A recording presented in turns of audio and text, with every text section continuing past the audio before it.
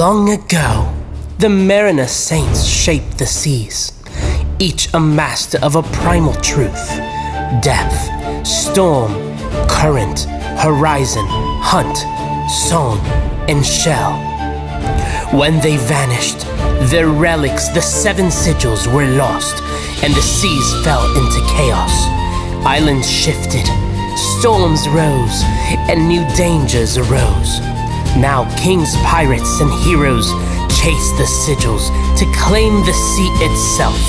And one crew dares to rise above the storm. This is their story. Blarney is a leprechaun so small, with a love 10 feet tall. Me wifey blonde as a Goliath, I ain't bluffing. She's fierce as the sky, and I'll climb till I die. Oh, they don't call me Mr. High Standards for nothing. My name's Cal, the lucky son. Eggs are for surviving as the only one. That monster killed one brother, but I'll be back to kill him once I find the other. I'm Jackson Hydell, two souls in one. I bear a cursed past from father to son. One face calm, one wild and free. The sea holds secrets, and secrets hold me. Opportunity arose for a man to sail the seas, and that man can only be known as Gully. To spread the pride of Husk, sing their name from dawn to dusk. Let it ring through every mountain, peak, and valley. And this is divine inspiration.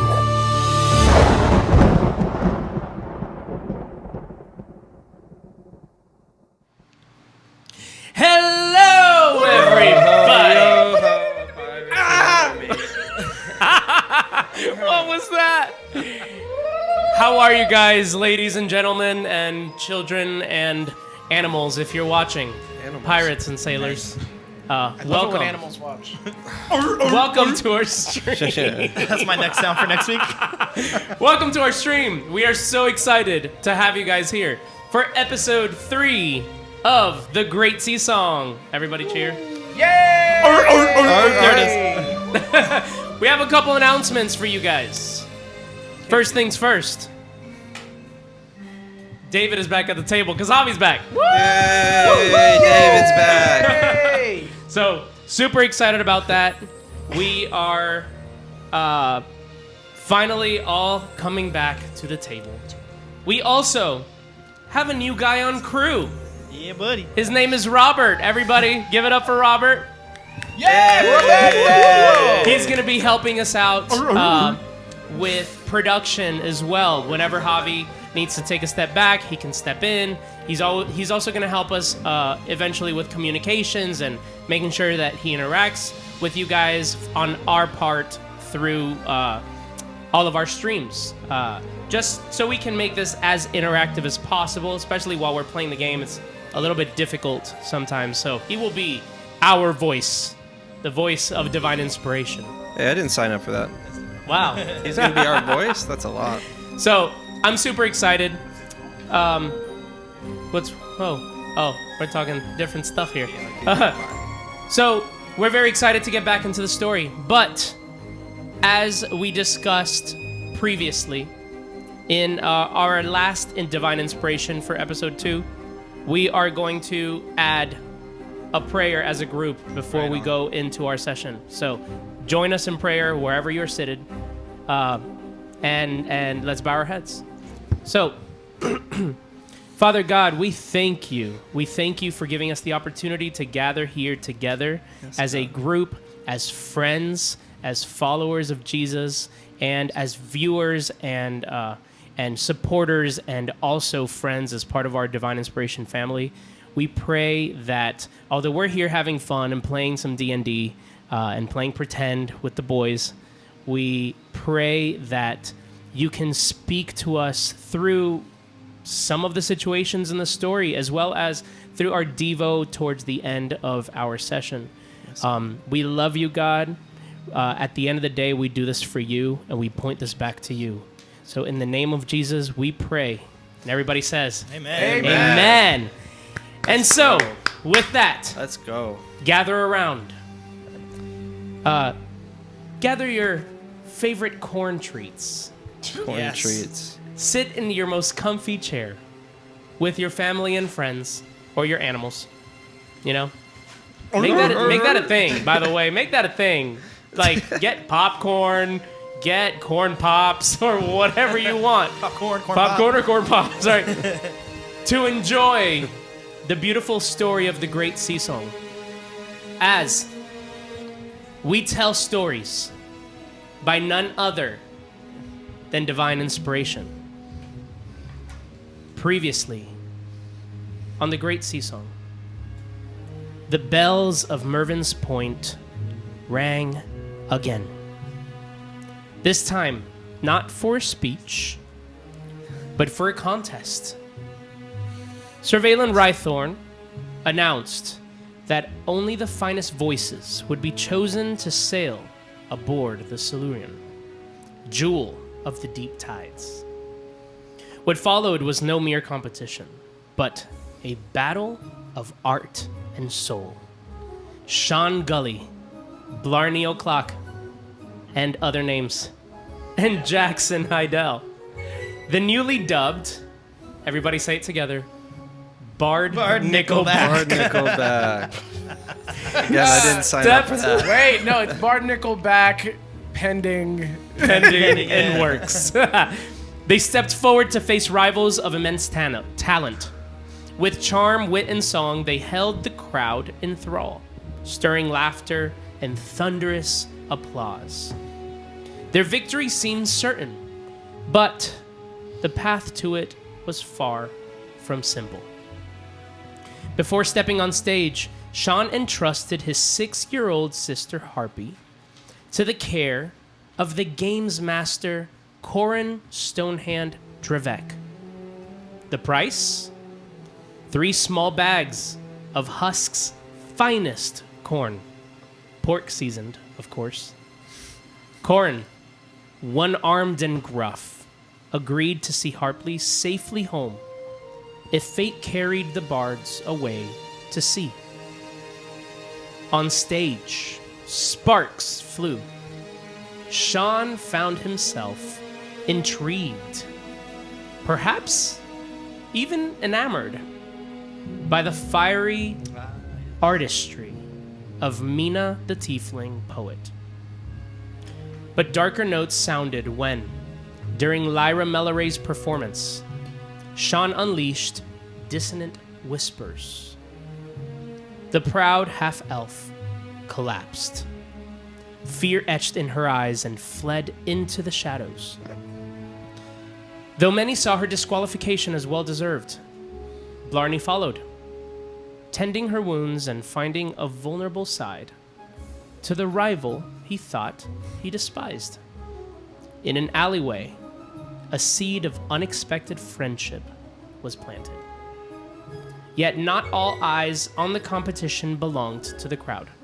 Both Sean and Jackson caught sight of a sailor lingering at the edge of the performance, of the audience, his hands hidden, his gaze too sharp for a mere spectator. A shadow of unease lingered beneath the cheers. And then, at last, triumph. The roar of the crowd, the wave of the people, and the nod of Royal Princess Elvarel Duskmore herself declared Bard Nickelback the victors. The chosen court bards of the Silurian. Ahead lies a voyage not just of song and story, but of unity, intrigue, and dangers yet unseen. As alabaster sails await the wind, the bards stand on the cusp of destiny, their music soon to share across the fractured seas of Allura and the torn powers of Allegoré, which is where we will begin our session. The cheers of the Crescent Quay still ring in your ears. The festival banners ripple through the morning breeze. Petals scatter over the sea foam. And Mervin's Point is alive with song and chatter.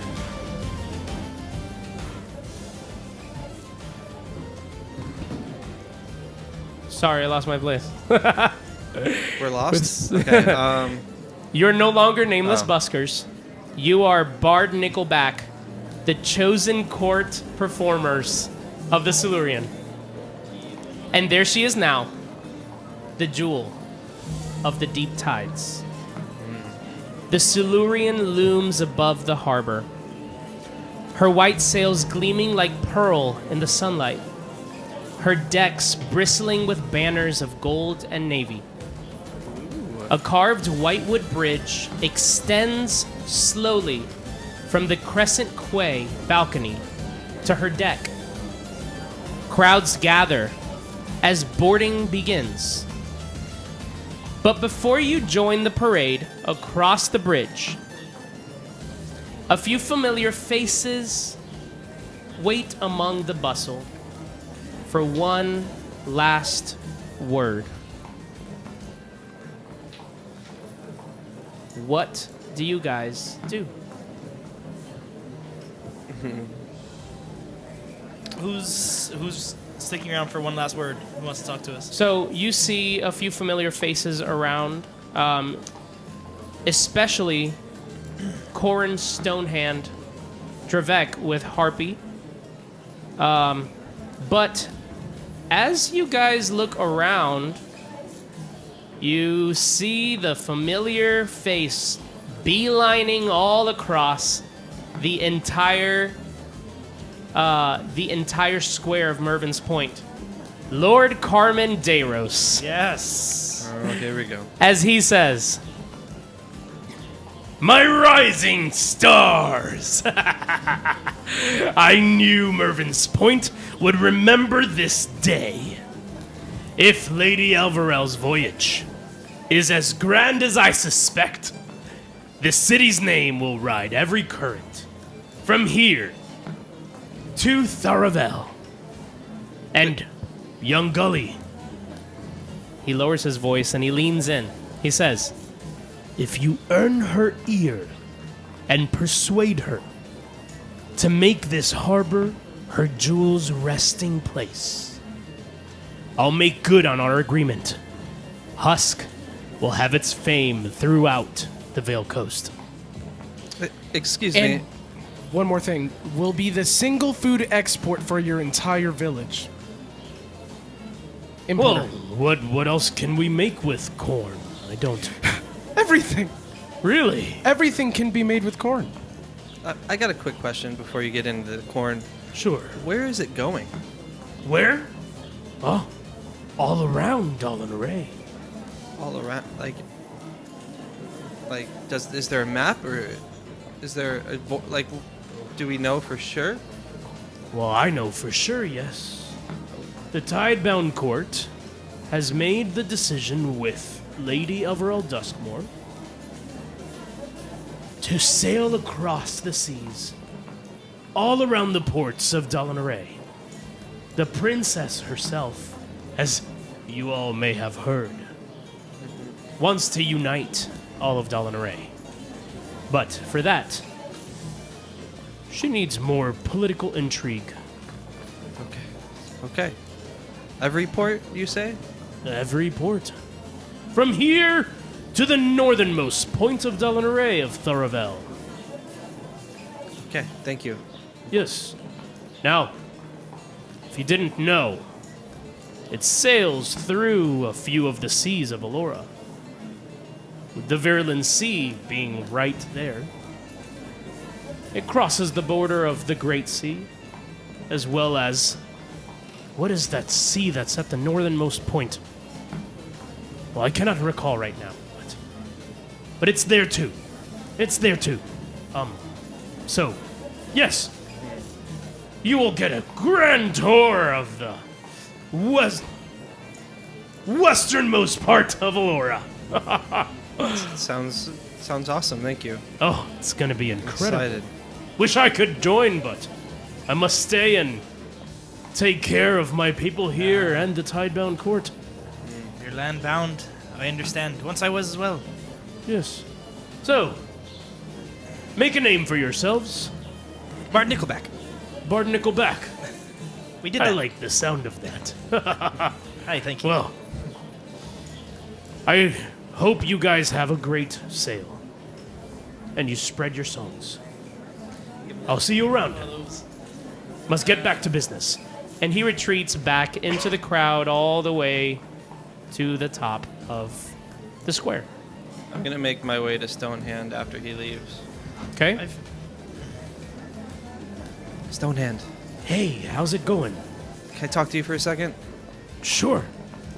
Is he going by himself? Did you guys join him, or what I'll else do you pull guys- Harpy off in the opposite direction for a sec, like over with Sean. Okay. Just to give them a sec to talk. And we'll just Cool. kinda So like, what you see is as you guys walk towards them, Harpy, come here. standing near the docks with Harpy perched on a crate beside him is what you see. Nice. Corvin crosses his arms with a grin and as he looks at you approaching, and the little girl's clinging to his side with her eyes just as wide as the Silurian's reflection is just like clear in this like figure of her In the eyes. water? Well, no, like you can see it in the reflection of her big eyes. Oh, wow. Yes. Okay, cool. And you walk up to Corvin, and he goes, "My friend." yes, yeah. Yes. Where's the closest port? Oh, the closest port. Not to here. To where? You know where. The closest be- port. I want to know the shortest destination. I believe it's northern. A little bit north of. Oh, I'm sorry. My memory fails me. But I know it is. It's in the Virulent Sea. It is. He starts rummaging through his pocket, and you see he pulls out this like really, really crumbled map with just doodles. Doodles of what he's been trying to piece together of where the map actually leads to, where he came from in his escape. Yeah. And he says, he peers really close, and as he takes a good look, he says, somewhere here. He shows it to you. You see a trail that he marked up the Virulent Sea. You see Lashire over on the left in the middle. And then you see there's like this island off here.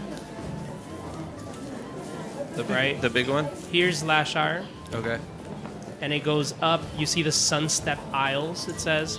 And then up here it says Thessalane.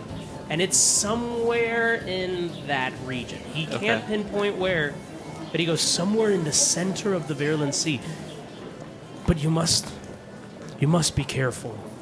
You must. Can I buy this off you, this map? Are you going to seek the abyss? My father's gone.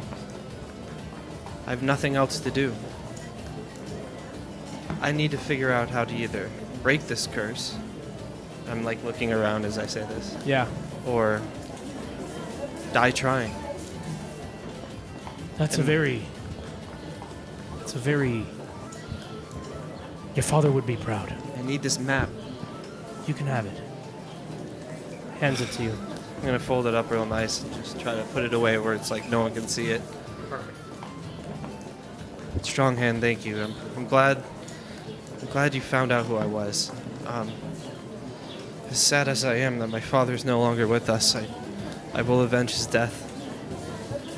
I will make things right. Yes, I hope you find your closure. And I hope you return here. And we can have another drink together. Is it his right hand or left hand stone? His right hand. So I'm gonna go to shake his hand. I guess I shake his stone hand. Yeah. He's used to doing that. Okay. That's the one he extends out to shake. So Gotcha. Okay. I'm gonna shake his hand. Thank he you. lets people know he's been through stuff. And, You kind of get that about him. I'm gonna just scurry away after the conversation. Perfect. So you, Blarney, Yes. pulled Harpy away, right? And she's like, did you see it? The Silurian, it's beautiful. It's gorgeous, isn't it? You guys are about the same height. Yeah. As you pull the 6-year-old hobbit Yeah. off of her step. And then she's now at eye level with you. She goes, "Oh, you guys are gonna go see the world. One So day, that's what's exciting. in store for you. Really? If really your people take up independence as early as Sean says, I mean, you're gonna learn the ropes now, and it won't be long before you're joining us on grand adventures. If that's what you You see the this life like ahead of you. joy that you can only see in a child. This like purity of joy as she stares off and examines the ship, thinking about the words you're saying to her. And she I'm as goes, excited for your future as I am for ours right now. "Awesome." She looks at Sean. She goes, "I'm so excited for you guys." You should be. I'm gonna be a star, just like Mom said. Oh, I believe it. It's been a long time coming, Harpy. Your time will come soon, I promise. But my time is now or never. And that ship there, one day, you see right there where it says the Silurian? Yes. It'll be etched out and in large, bold font. Husk. I'd be careful yeah. saying that around here. I don't know if many people would like that kind of talk. Sounds like mutiny. Well, wait till they try the corn. It does also sound a little daunting, like everyone on the ship, will be dead if it's just a husk. Oh, well, if you put it that way, I don't. And then you see Corrin We could do ghost ship music. approaches as well. I'm not so sure about that because if you peel back the ears of this corn, the things that are inside are very much as alive as you possibly can be, Blarney. I don't even know what that means. Corrin approaches and he goes, Corn? Yeah, he does. Corrin. Corrin. I was about to say. I love that. I love the correlation on that. So Corrin approaches basically to come back with Harpy and also to see you guys as well. And he goes up to Sean. I mean, you guys are set as a group. And he goes, "She's got a stubborn streak, this one." Who, Harpy? Yes. She says she's only going home if I promise to tell her every story you've ever told. So I'll do that. Or I'll try after she's back, safe and husk. Thank you, I appreciate that. And then Me entrusting her into your care does not... It's not a light thing. Don't take it lightly. It means I trust you, course I don't. Stonehand. Of course, I don't. And once we reach the village, I'll collect those 3 bags you promised. Mama's seasoned pork, wasn't it? Smells better every time I think of it. And that's payment enough for an old fighter. Just wait. When you get there, ask him to give you the corn straight off the husk. You see, this corn that I've given you today has made a long journey through the mountainside all the way to get here to Mervin's Point. But if you eat the corn straight off the husk, I'm talking pick it right off the stalk. Wow. It's I unlike imagine. anything you've ever tasted before in your That's- life. Both succulent and dry. For some reason, that sounds like a dream and a nightmare all in one. I hope I don't choke on it. Anyways, he You'll be picking extends. hair out of your mouth. Yeah. He extends his stone You have a hand. lot of, He extends his stone hand over to Sean. Well, right hand with right hand, that's kind of awkward. He goes, "Keep your wits about you out there, bards." He also shakes your hand. He grab goes, his finger with my whole hand. and you see he gets a little bit serious for a second. And he goes, "Seas like these, they make legends or corpses. Nothing in between." We're here to make legends of those who make corpses. Ah, A good, interesting. inspired take, opportunity. but sure. And he, he takes care of Harpy and says, I will see you guys off. Harpy, before you go, What happened? before you go, Music still rolling? suddenly got so quiet in here. Something happened with our Because in-studio music. we bards are leaving. It's still rolling? Yeah. All right, perfect. Something happened here. That's all right. Okay, Harpy, before you go, Yes. Yes. Sorry. you must leave the drum with me. My drum? Well, remember, it was my drum that I let you use. Oh, I do. sure. You said it so earnestly. Well, remember, it's But- my drum. Can I hit it one last time, Shawnee? Please? Go ahead. You just see a sparkle go.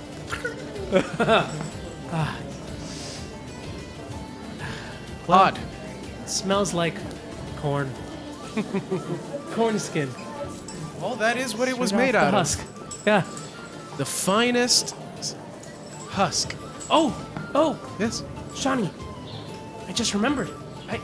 I made this for you last night. And you see she pulls something out of like her pouch, right? And she says, she proudly holds and shows you a little corn husk doll with bits of colored thread. She goes, it's you. I gave it your lucky hair and everything.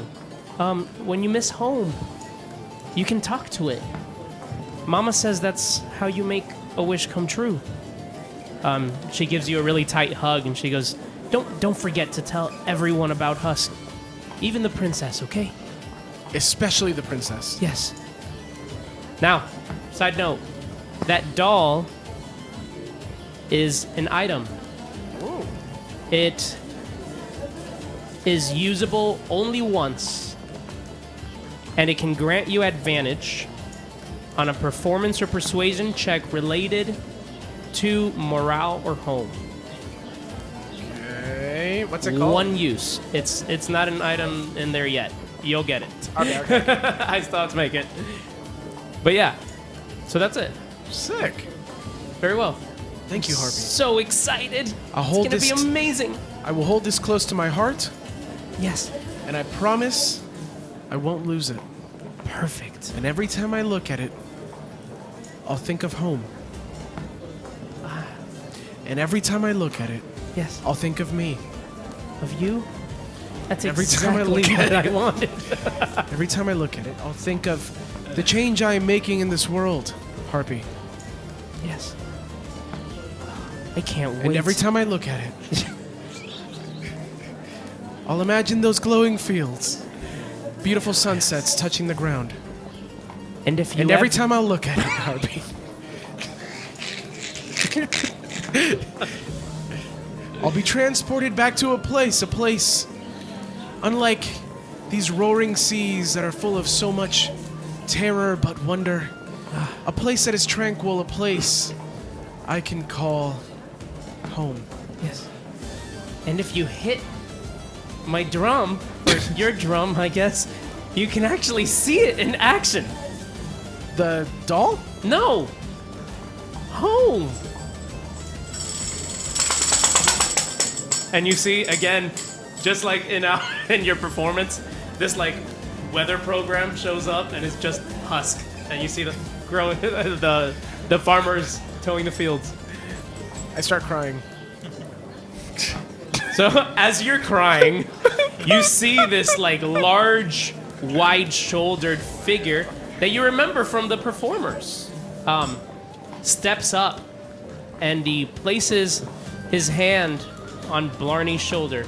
I'll say, you said you see, but I feel like that's What? the first moment I'll notice it. Because first of all, he's not perceptive at all. Second of all, he was just like watching so intently at this display. So he comes up to you and he just claps you on the shoulder and Hello. claps you on the back. He can't reach you. But he goes, This is Demorian? This is Devorian, yes, the Dragonborn performer.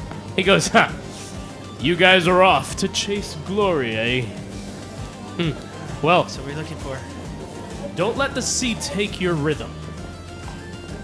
I've seen storms big enough to swallow ships whole.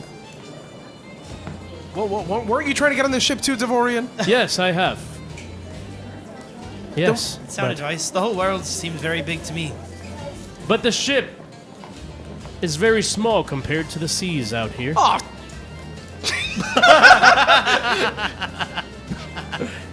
And he says, once.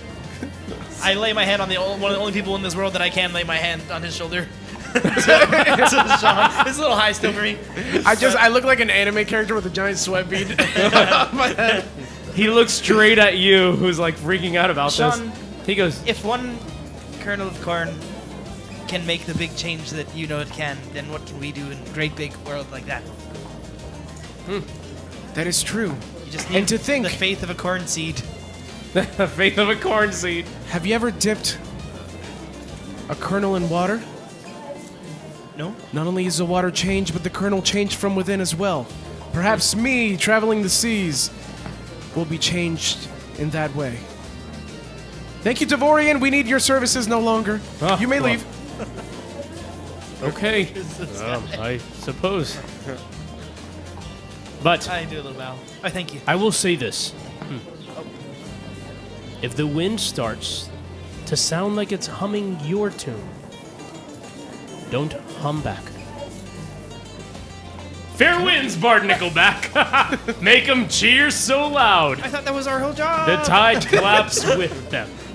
And he just walks away after being dismissed by Sean. I think he just wants to sabotage us. He's jealous. He didn't Yeah, make it in. he's trying to make me nervous. I'm not. I can't be nervous. It's Can't ingrained play into mind my games. into my character flaw. Suddenly, He is right about one thing, though. The storms out there are scary. What do you know about those storms, Jack? I've seen a couple. It's terrifying. He's right. That's all I'm saying. Oh man. and you hear the sacred bell Thank goodness, Saved by the Bell. of the Starwake Spire. In perfect harmony and echoing across all the cliffs, nobles and emissaries begin the glittering procession across the boarding bridge. Cloaks of silk and satin trailing like banners, scholars full with satchels full of scrolls, dignitaries with their jeweled brooches. I mean, this is like the Grammys of Allura. Sailors in their crisp uniforms start making their way, and each name is called in turn. As you wait for your call, you hear Sir Valen call. Kalistair, Asher, Allegoré, noble bard of the state of Lashire. And you watch as this young man in fine clothing walks towards the boarding bridge from the back of the square, as for the first time, you see the members of the Tidebound Court standing in row behind him, alongside Lady Elverell Duskmore. And there they are. Whoa. I'm gonna say to Blarney, what a name. That sounds like a man that needs an introduction. I think that's a man who either has already almost had one or almost needs none. Allegoré is. Hang on just a tick. They don't call me Blarney o'clock for nothing. And then I start to skedaddle off towards that direction. Blarney! So you see almost the crowd kind of space out, and you see just a row of 7 nobles standing right in line. As right in front of them, you see Kalistair. Welcome, Tristan. Welcome back. Good to be back. Great to have you back. So happy to be at the table. It's been a good long while for me, and I obviously love D&D, but golly, getting to be a player again, I'm so excited. Yeah, Thanks, it's gonna thanks be for having awesome. me, man. For some reason, that still didn't register to me until just now. It's like, oh yeah, this is his first time getting to do that on this stream. That's true. Like truly, his own Technically, I was gonna character. say, technically, I You had, ran like, something one for episode Michael where Blaine you- for No, a he second, did- but not really. He did do Breaking the Veil, but Yeah. it wasn't even his character. Yeah. We So- finally get to see Tristan as a player. So, welcome. Who knows what to Introduce what they see and who they see. Kalistair has kind of this boyish, handsome charm to him. He's got like kind of a dirty blonde wolf cut, butterfly cut kind of haircut to him that kind of almost looks like a fancier mullet in a sense. He is clearly decked out in all sorts of fine jewelry with like this red half cape slung over one shoulder. He stands at about average height, around like 5'9" and while he might look somewhat slender initially, under his kind of flowing toga-esque robes, you can see that there is a surprising musculature hidden beneath it all, kind of rippling beneath the very, very thin white garb. That's All nothing right. like Blarney. He has like a little good. Yeah, the little gut you said. Well, Phenomenal. No, Blarney, not. Yeah, for sure. well, you start making your way down the square. You see that the crowds part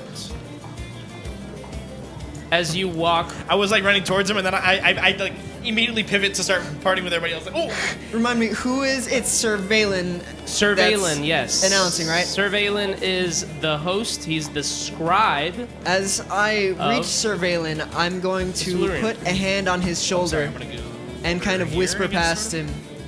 Surveillance, if you could just try that one more time, except Kalistair, Asher, Allegoré, and his corn bards, all as Bard Nickelback. Oh, well, I'm sorry. I'm sorry, Mr. Allegoré. I did not know. What? You were not in the competition. They were here representing me. Oh, I see. Oh, he pulls out his scroll. He's like, I had no idea. Give it some time before calling the next, if you will. All right, very well. Oh, make your way. I'm Is there like a ramp loading onto the Yeah, onto so the there's boat? like this like whitewood bridge that extends right from the balcony out to the deck of the ship down below. I'm Then- right next to Surveillance. Do I overhear that? Right, here we go. He I would have pulled him whispered over it in for sure, secret. yeah. He whispered in his ear. Interesting. Okay. Huh. I Very got well. like my hat off and like I had my heart. I'm just, So, do you make your way onto the ship? And then I'll I'll just make see. my way onto the ship, and I'll kind of stand towards like the top of the ramp and just kind of like stare each of them down. You see the crowd is just and clapping. as I do so, I'm gonna pull from my back pocket a single piece of now popped corn, and I'm gonna look Sean Gully directly in the eye All as I right. pop it in my mouth, and just wink at him. As he walks in. Hey, that's my shtick. Okay. Very well. And then you see and then you see the announcement ringing out for you. And he goes and joining Mr. Kalistair, Asher, Allegoré as one court of performers is Bard Nickelback, the winners of our competition. I'm looking immediately at you guys. I'm just like, Who said we were joining him? yeah, we just immediately start whispering amongst ourselves. I like scurry a I little bit over towards said him. Bard Nickelback. I mean, we're here. Yeah, I'm right we're next right to here. you. Just We're look here. down. You hear the applause from the gathered crowd, right? And do you guys enter? already heard of us. I want to. As you enter, Surveillance kind of stops the first one I guess it's Sean who's ahead. He goes, Jack, did you add him to the band? Do you know him? you might want to have a word with Mr. Allegoré up on board the ship. A word? Yeah. I've never met the man. Oh, well, he says We're on our own he's conversation. with you. I'm like, you think Sean's ever met the man? Huh. He did have popcorn. With us. Yeah, they're probably friends. Yeah, they And probably he know each pulled other. that corn. I wonder. Sean is a man of high standing. Well, that's probably not. That, I mean, I didn't give him any. That's not my corn. Did he just display non-husk corn for? Wait, Oh, did he? I Can don't I know. can I ask? Like, did you put a corn in his pocket, or does he just separately have corn? I guess I don't know, but He separately has corn. like, was he in the audience? Was he another person that was in the audience? I'm watching gonna us? angrily take corn out of my pocket and just. So as you guys are discussing, Dude, eat it. He brought it, like, you see that he continues to announce nobles, right? And you guys are kind of just hanging out right before the bridge, or do you guys enter? Well, I'll enter. No, I need a word with. we are, of course. All right. We would hang out. Well, I guess after the bridge. Cool. No, So we're- you guys all, where's Blarney? There you are. You guys all enter, and everybody roll a quick perception That was check. a music joke nobody laughed at. I'm gonna clip this later. Heck You'll see yeah. it. Dirty 20. See who's paying attention. It's gonna be a nat 1 on my part. Sweet. And that one, lovely. What was the Focus. check? 20. Exactly? First perception. roll. Perception. Oh, I'm gonna be bad. I'm gonna be even worse. It's like a 3. 17. All right. I love rolling low You on perception. guys That's why. are super distracted, obviously. You're course. just like walking, looking Look at around. how shiny he is. And you guys just listen out and you hear Sir Valen announce, next up we have Ambassador Thalen Voros and his personal bard. This is new. Lyra Melaray. You choke on a corn as you see this noble political figure walk through, and Lyra, who still seems somewhat distraught, is following behind him. Where did Lyra go? She disappeared off the map. There she is. There she is. Who needs her? And she enters alongside everyone else. And then you actually hear, and finally on board, Princess Lady Isara Vena of R&M, with also her own entourage, Oh, this is gonna be a the very lovely musical Mina Rael. And they start walking. What you see is this purple give you, like, a nudge. tiefling. show. To Sean. This purple tiefling with two cloaked figures with white masks. They look rather intimidating at her two sides. And behind her, you see the tiefling, fiery poet bard, Mina Rael, as they enter. Why did they even audition? They Nepo just let babies in everybody this on industry, I this swear. ship. Yeah. We're together, right? Yeah. And We're just wild. mean mugging all these people as they walk on. I guess we could have lost and still made it onto the ship. You Perhaps. say that loud enough as they walk by. they kind of overhear you. No. So I'm actually gonna specifically say that out loud to Lyra, not to Mina. You see, she walks right past you, and she does not make eye contact. She just continues to walk. Don't let the I'm other gonna cast bards get dis- into your head. That's not becoming of a bard to do, right? No, you don't. As a menace. And finally, for the first time, welcome aboard the Silurian ship. As you guys enter this deck crowded with sailors and nobles, you see all of these nobles gathering around the main deck. You see off in the distance, coming through the entryway is Captain Elvarel Duskmore with the Tidebound court escorting her to the entrance. She enters in, and she makes her way all the way to the wheel of the ship. So the rear deck. Let me go ahead and shift that map so everybody can see her.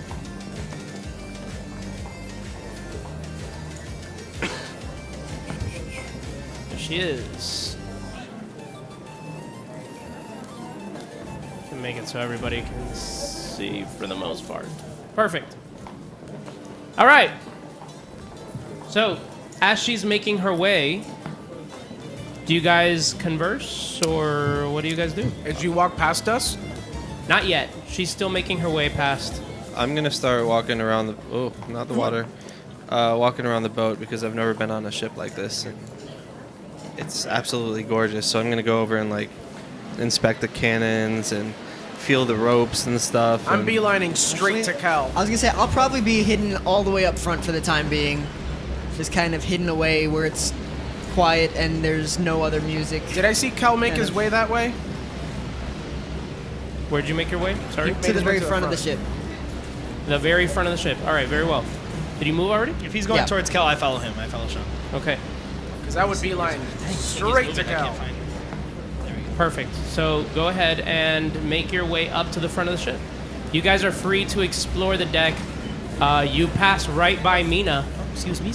and she looks at you, Sean, as she takes out that kernel of popcorn. And she said, I said I would keep my promise. And she takes a bite. Ooh, Sean's I'm in gonna run love. back to Mina. I'm just like. But But then when I see what you're after, I just kind of get nosy. I go up to the edge of like the little rails here, and I just like sort of peek and watch. As you aggressively come rooting for running you. back to Mina, you see one of these cloaked, masked figures extend a gloved hand, and you freeze in place. Unhand me. We are associates, me and Mina. You see that the purple tiefling looks over at Mina and says, "Is he with you?" She goes, "Yeah, he's with me."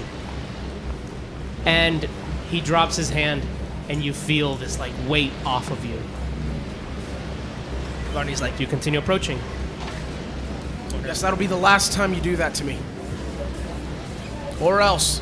He looks straight at your face, and all you see is just this blank white mask.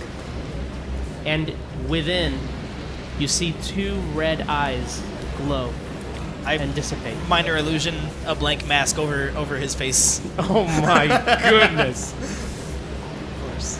As he looks at you, he looks away, and they both, in formation, look in the way of Lady Sarah Vaynar. I'm gonna walk through the fake mask you made. Anticipated. Up to Mina. All right, so you make it through. Now She that you have tasted, what are your thoughts?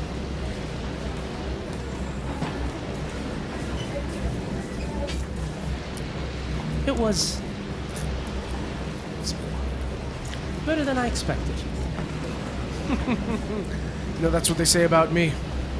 Really? Roll charisma check. Oh my I'm god. like, yes, yes, Sean. Always set the expectations low. Bards, I guess. You're onto something. Charisma. Dang it, dude! I don't know why I thought we'd be avoiding that in our all bard campaign. My computer can't connect to the internet for some reason, and I have to do this on my phone, and it's Dang. not loading. What do you need? What's not loading? I need my profile. Can you pull it up? Let's see here. That's so funny.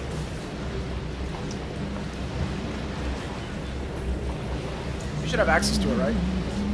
Okay, on the other end, Cal waits aboard the front of the ship. And Jackson, you said you Plus followed 3 him, for right? charisma. For you. You said -3? Plus No, 3. +3. Okay, very well. Keep your roll we're going to this scene as you figure things out. So Jackson approaches Cal. Oh, well, yeah, I'm just inspecting the ship, but yeah, I eventually walk around and reach up to him. You. Who are you? And it's just you currently, right? Nobody else around? Just me. Just you. Blarney is peering over the fenced balcony of this area, watching Sean do his thing. Okay. Well then, honestly, that's technically... Oh wait, you said watching Sean do his thing? Okay, so they're both right up here though with me. I think Yes. for once I will kind of get a personal roll. I don't know if I have permission for that. Go but for like it. just to see if I noticed that. Like I don't know if that was sneaky, right? You were just kind of walking right up. I was around. inspecting the ship, Yeah, and I just ended up looking getting around. up to where he was. Okay. All right. No, then I'll probably. I do think this is like. Actually, I don't know which is more pressing for Blarney right now. Hold on. Let me think. Coin flip. Oh. Roll for it. This one. Roll for it. Does Roll Blarney- for it. Oh, he's doing a whimsy roll. Does eight for Blarney charisma. notice 8 for charisma. Cal? Very well. Or, sorry, does Blarney choose to follow Cal? Can't say now. Come on!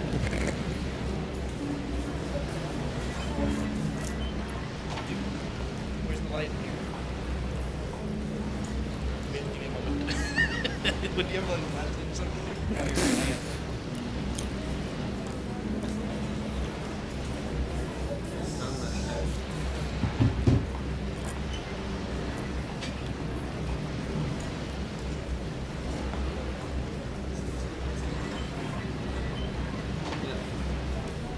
Not until now. Oh my! It's not. I guess that it's as indecisive as I am.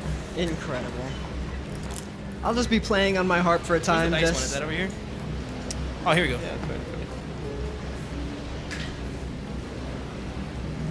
Oh, look, not so good. All right, I'm a man of romance through and through. I'm just gonna listen to his thing.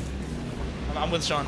Okay, so as you are watching over the balcony to Sean doing his thing, you hear the present sound of a harp coming from the front of the ship, right behind you. Ah, it's so enticing.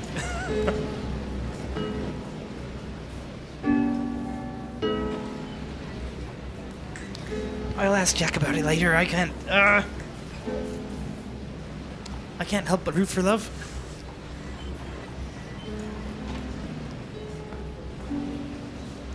And as you approach and ask me that question, I'm gonna start singing just loud enough to ensure that I'm heard by both parties currently surrounding me. Area, okay.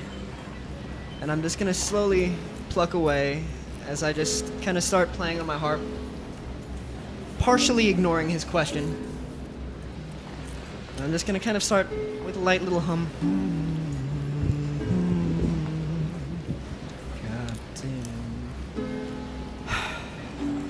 I'm just gonna take a moment to myself for a second as I pause. Did you hear me? What makes you think you're part of our new band? You lied to get on this ship. And like partially ignoring him, I'm just gonna kind of start on my own. Captain Corvin, Allegoré, sails the bloody Belvedere with a crown of crimson petals and a smile all men should fear. I'm gonna look around. He's Like, the this is first for me. Sea Lord's right hand when I he's do turn down. not sat on his throne as the greatest pirate king that this land has ever known. And I'm gonna be staring dead at Blarney at this point. I'm gonna pull out my hat, slam it on the ground, like, "Oi, that's a lie!" Sharp of dress and sharp of It's mind. like shaking. Sharpest tongue you'll ever find. Raise your mast if you must flee from the sharpest man on the sea. He makes his ship a tomb. He gilds it with disgrace. I'm gonna kind of whisper under my breath a little bit. I'm so sorry. As his figurehead's a wound, shows that poor Goliath's face. Whoa. To be born in Allegoré is to know both luck and loss. But it's to learn to play both sides and to learn to bear the cost. And looking him dead in the eyes one final time, he guards no weak, he bends no knee. He built his throne on treachery. Forever bold, forever free. The sharpest man on the sea. And I'm gonna turn now to show the red crimson petals that mirror those of Captain Corvin Allegoré, as though to show that I am in fact part of his household. You speak lies of a great man. How could he be the greatest pirate, most terrible pirate on the land? Doesn't even make sense. He runs both. It's not that simple. Nothing ever is with him. He's a complicated guy. It's a lot to explain, but I suppose to put it simply, What did you say about the Goliath? Your queen's been taken by a king of the sea. He's not quite what he seems to be. He's much more dangerous. And he's been parading her around since he figured if he could trick even a leprechaun, the trickiest of the bunch, then he really is the craftiest of them all. I don't believe you. Blarney, can you fill me in a little bit on what's going on? I thought I'd seen you all as a band before, but it's clear that I know you all from other places. You know me. I saw you once when I was little. Surely if you've heard my last name called out this many times already, you must know why. Don't listen to him, Jack. He speaks lies. He's not in our band. He comes in on false pretenses. He spreads allegations. They don't call him Kalistair allegations for nothing. You said you've seen me when you were little. Might have been hiding behind him, but it's not to say I wasn't still in the king's company. Seen your people, at the very least. Your dad.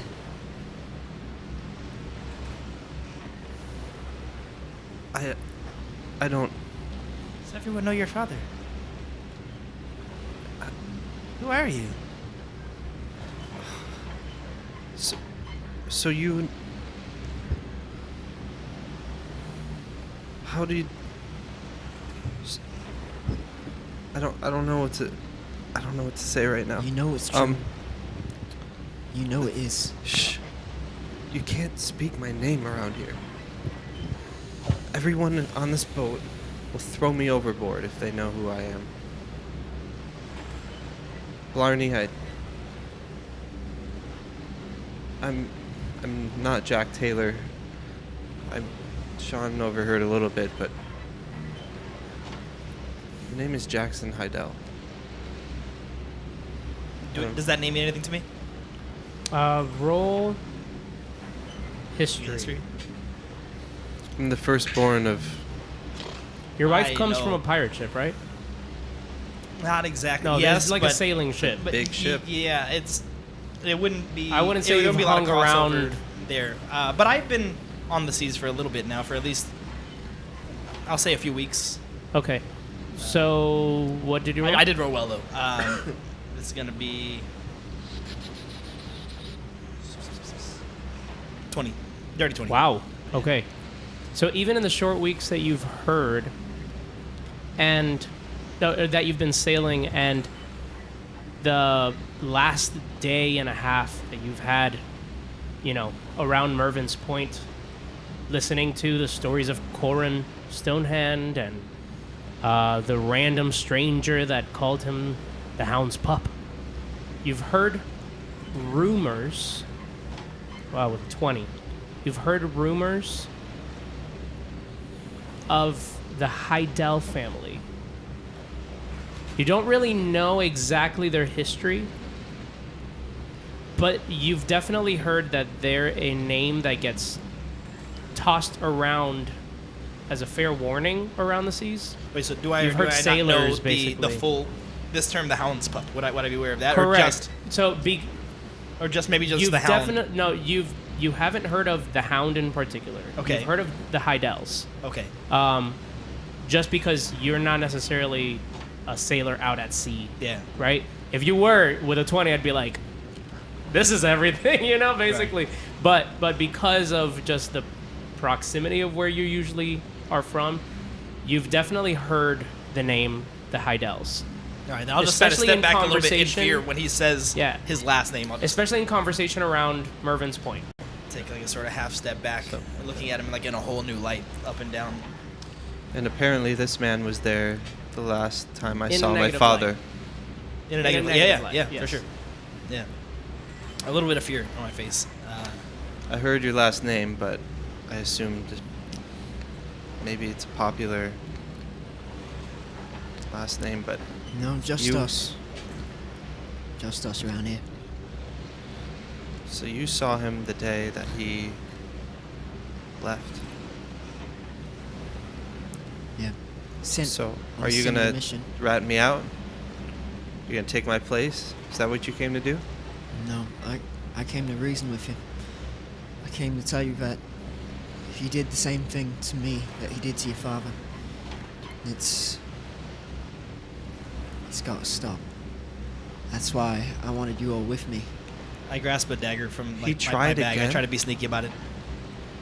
He kept trying. He's still trying. A little sleight of hand, if you don't That's mind. why I'm out here. I was cast out.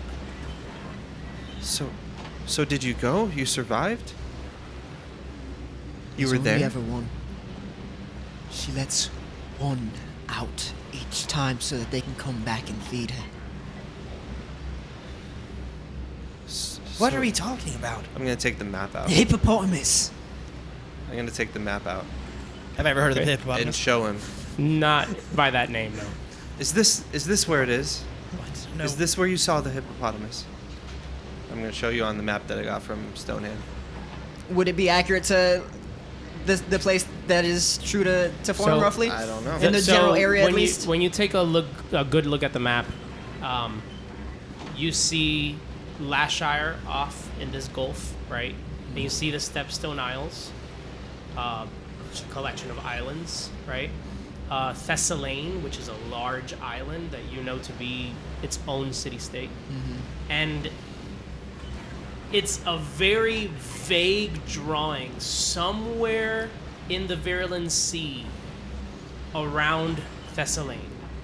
And you know it to be pretty close to where you suspect you were. I think where you're pointing might be a little far north. It might be a little south of there, but generally, yeah. Little south. Okay. I don't have anything to write on me, but I gotta remember that. So what did you seek me out? What are you here for? In truth, I just come. Suddenly, you are rudely interrupted by What effect The is this ringing causing? of a I'm tambourine. going to yell at Sean. Shut up! Who do you think you are? Wait a second, Sean. We're talking. We'll fill you in a second. What are you here to do? I'm going to grab it and throw it on the ground. So as soon as it hits the ground, you see this big flash of just boom, husk, and then it comes back. I was gonna say, what and the- disappears. What effect was it making before that point? That's so great. Well, it was mainly just like plumes of like little Okay. shiny things. Yeah. Okay. Just to catch attention. To answer your question, you can call me Cow. Moo. His name's No. Cal and my name's Jackson. Not Cow, you numbskull. Like Cow. Cow, not. C-A-L. It's very obvious. I'm not He's sure saying cow, not cow. if you have a numbskull.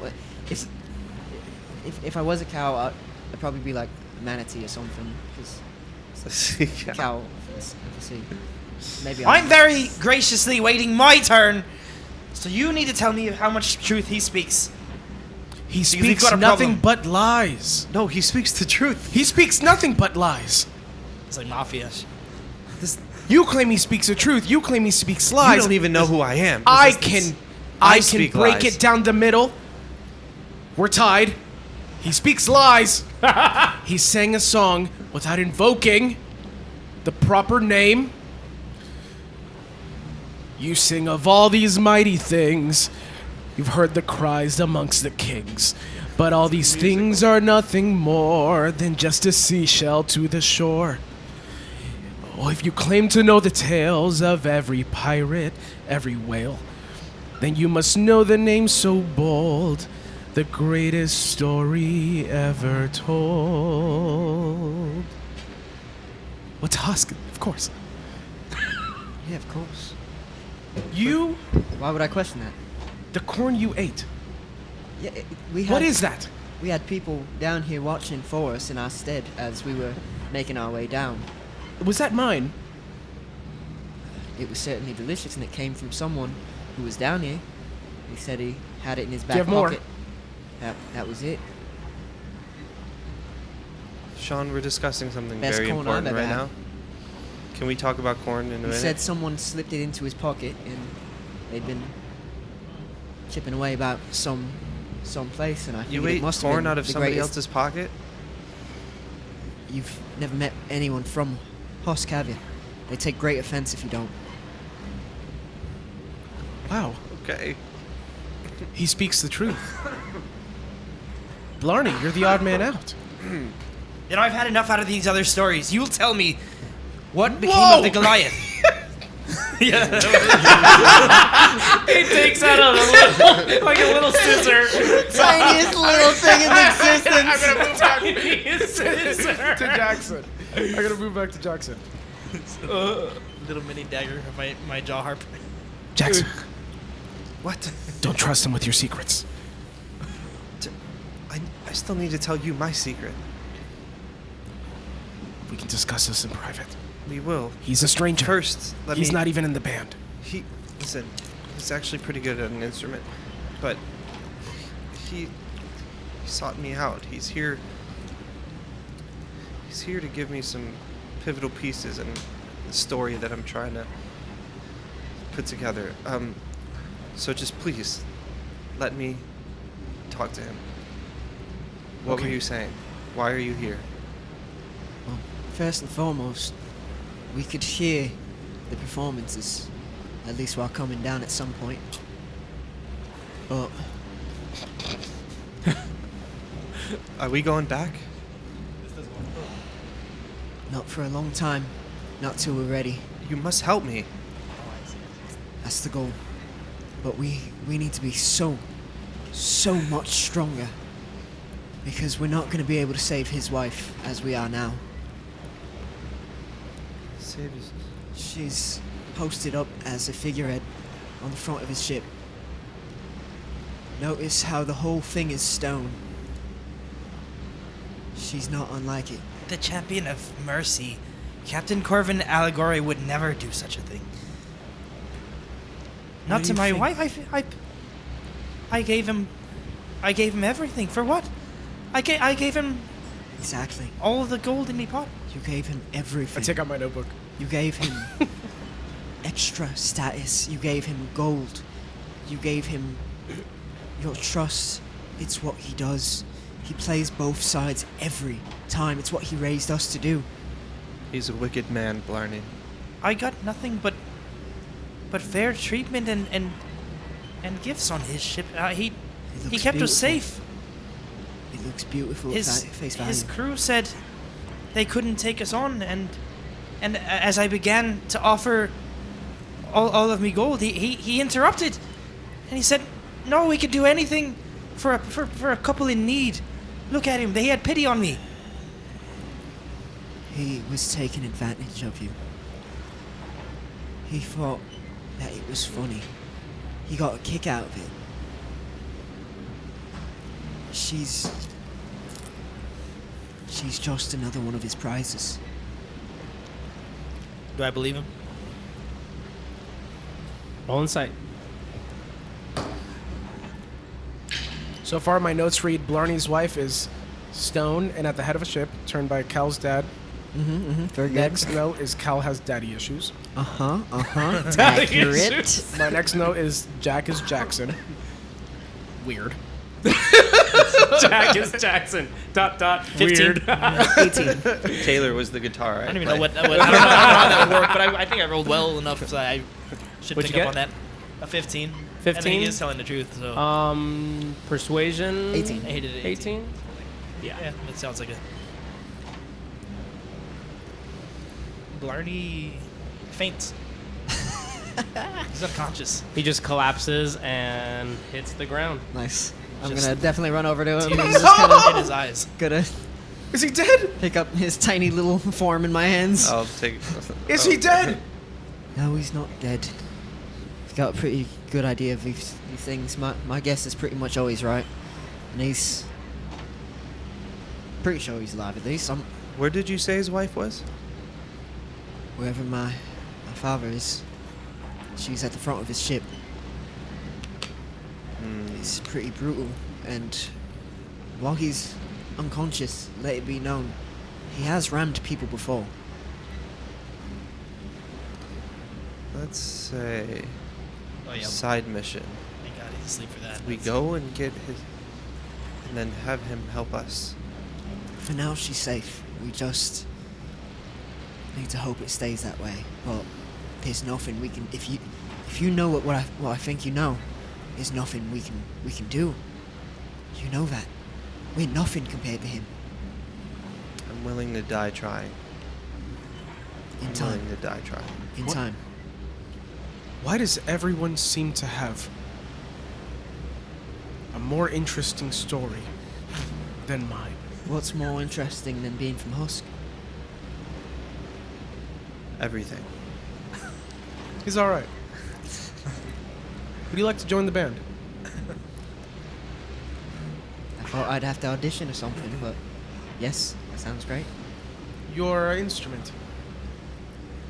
It reminds me of something. What is it called? It's called a harpsichle. Or a harp. So that's the plan, right? We go and we save his wife, take over the ship, then we head to the hippopotamus, we kill the hippopotamus, and then everyone will know about Husk. Because we're just... I'm gonna like lightly start slapping away at Blarney's forehead, just kind of like little rapid slaps.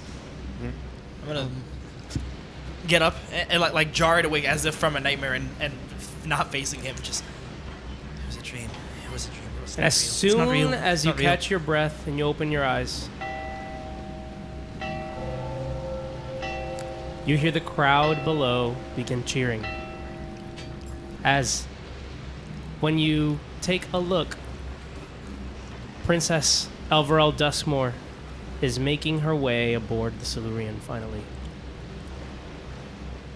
And everyone's attention is suddenly captured as she makes her way up to the rear deck. Last thing And- I'll say is, we're gonna save her. Don't worry. As soon as he wakes up, we're gonna save her. And then Perfect. all attention towards. In time. and suddenly, her voice carrying through the deck of the ship, almost as if magically enhanced. You hear her say,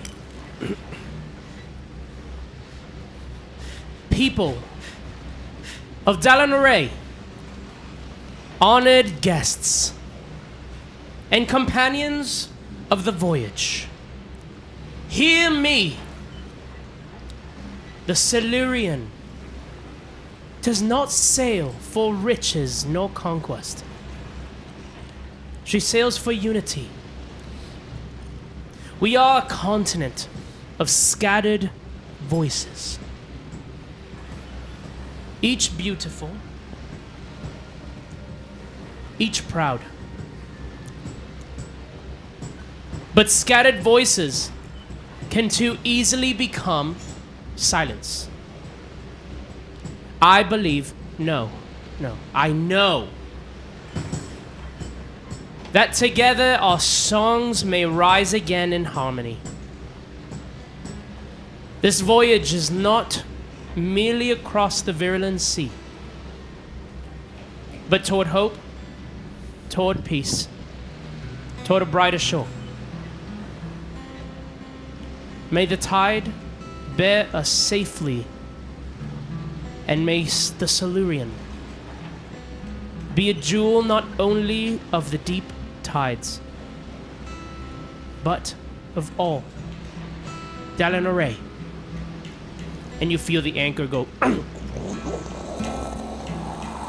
as the crowds outside cheer loudly. Blarney hears none of this. And the Silurian sets off the sails. And you see a clear vision, especially from the front of the ship,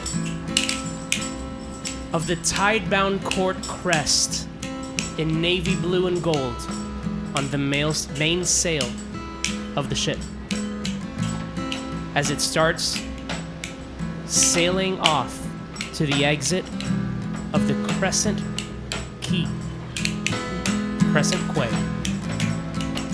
And that is where we will end tonight's session.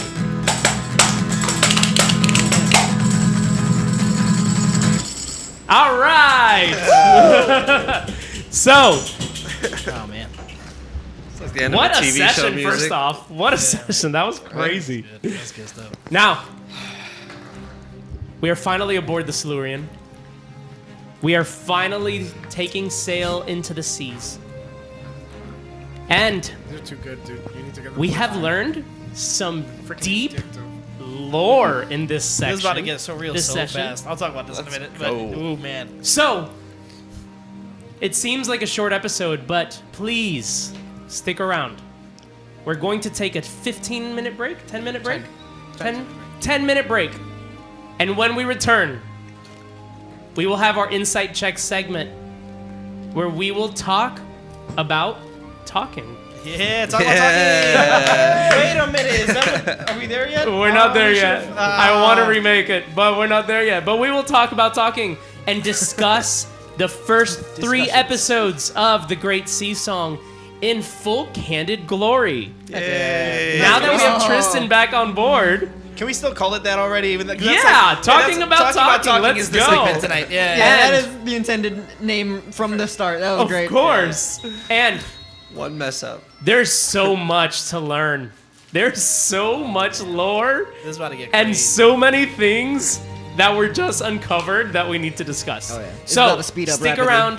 In 10 minutes, as much information as possible. So if you have any questions, please use this break. Write it down in the chat. Yeah, that'll be great. Please write it down in the chat. We will answer every question you guys have. This is a new era of Allura. Like, there's so many different things that we've never talked about before.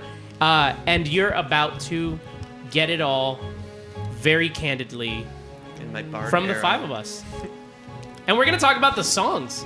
So many songs already in 3 episodes. Anyways, love you guys. Stick around. We will be right back. And nope, nobody catches the popcorn in their mouth. We will see you guys in 10 minutes. It's hard to throw Bye-bye. that far. Bye-bye. Bye. We'll see you in a second. See?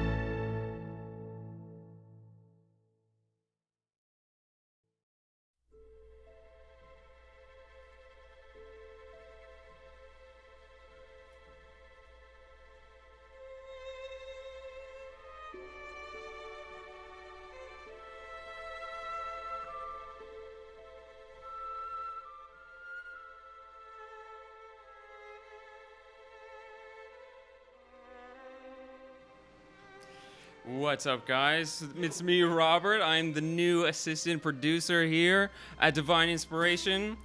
Super excited to be here. I just wanted to plug real quick our merch store, divineinspiration.printful.me. We're also catch us on pretty much almost every streaming service: YouTube, Instagram, Facebook, Twitch, Twitter, or no, TikTok. Not Twitter. Twitter doesn't exist. at Divine Inspiration Live. Come check us out. It'll be a great time. You won't regret it. Tell us a little bit about yourself. I just told you my name. What more do you want from me? What's your height? How much do you weigh? What's your social security number? Last four digits of your credit card. I hate this.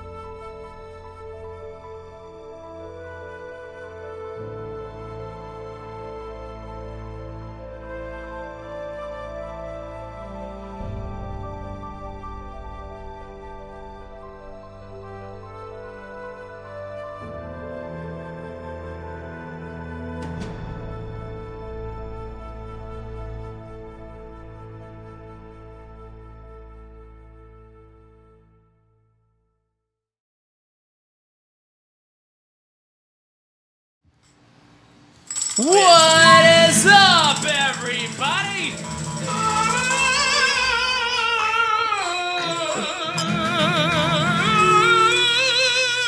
It's so loud in here. That's what happens when you have a bard campaign in a room full of musicians. My Anyways. inside my face and I couldn't hear it. That's crazy. We're back. We're back. We're back. We're back.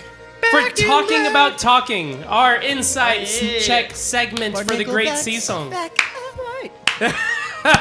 Should we come up with a theme song to talking about talking right now, like on the Let's spot? do The it. heck now? Well, before, let's welcome our cast on Insight Check for the great sea song. Here we are. And they're about to live come up with a theme song for talking about I don't talking. know why we're Let's doing this. I go. don't know why this keeps happening. Should we do a Stacy's mom version of talking? Stacy's mom version. All Wow. right, you gotta stop the music though because Stopping the music. What's the inspiration here, Dave? we can try Stacy's mom. Nickelback's cool. Copyright strike. Nickelback's cool. I don't like the theme there for our Christian campaign. You're right. Oh yeah, you're right. I didn't think about that. Talking about From the sailor's talking trip. now. Just start playing something. Start playing something. Anything. Anything. Anything. All right.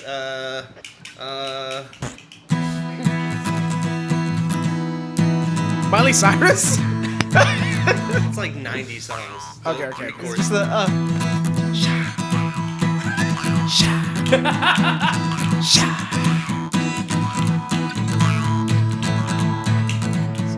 All right, it's David's role here to make this up. Give me a second. Oh, we're going punk rock. No, this is awful. Like 182. Come on, let's go. If you think you know everything about our session notes, everything that we have worked so hard on every week to bring to you, bring to thee, then you can watch our segment where we talk about talking and we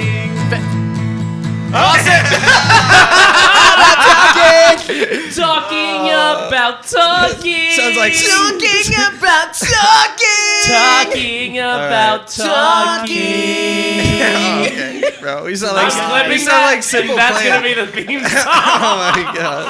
Talking about Oh talking. boy. Oh man.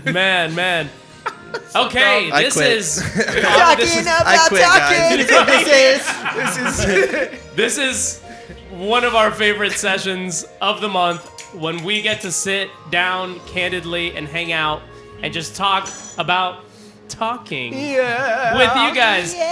Giving you insight into our campaign, the lore, the back lore of this new world. I mean, it's a same world, just different era. So, but of the story of just how much fun we have creating these imaginary characters that we bring to life right here live for you guys. So, Jackson Hydell is real. very real. Based on a according real to person. Everybody else. Is he really? Oh, that's we'll go on and talk about that. You know what? It's not. You know what? Not a Hold real on, person, no, not based on a real person, No, but this whole based on campaign a is premise. this whole campaign is based is. on true events. It's not like based on a true story, but it's based on true events. Yeah, corn was. They're all Corn inspired. was a They're thing, inspired. There, yeah. there really is corn. Corn exists. There's probably a This is place called true. Husk somewhere, maybe in Ireland. Yep. Yeah. Wait, is there actually? Whoops. No. Oh, okay. I know. Probably. So, how about we start with this? Let us begin. Lettuce and corn. Lettuce. Let's corn. Let us begin with character creation. All right. So we're gonna go around the table. Okay. Let's talk about what inspired you to make the character you made. If there are any references to other pop culture, terms or anything like that, and how you were able to fit it into the story of a bard campaign. All right. Cool. So let's go. Who wants to go first? Actually, hold on.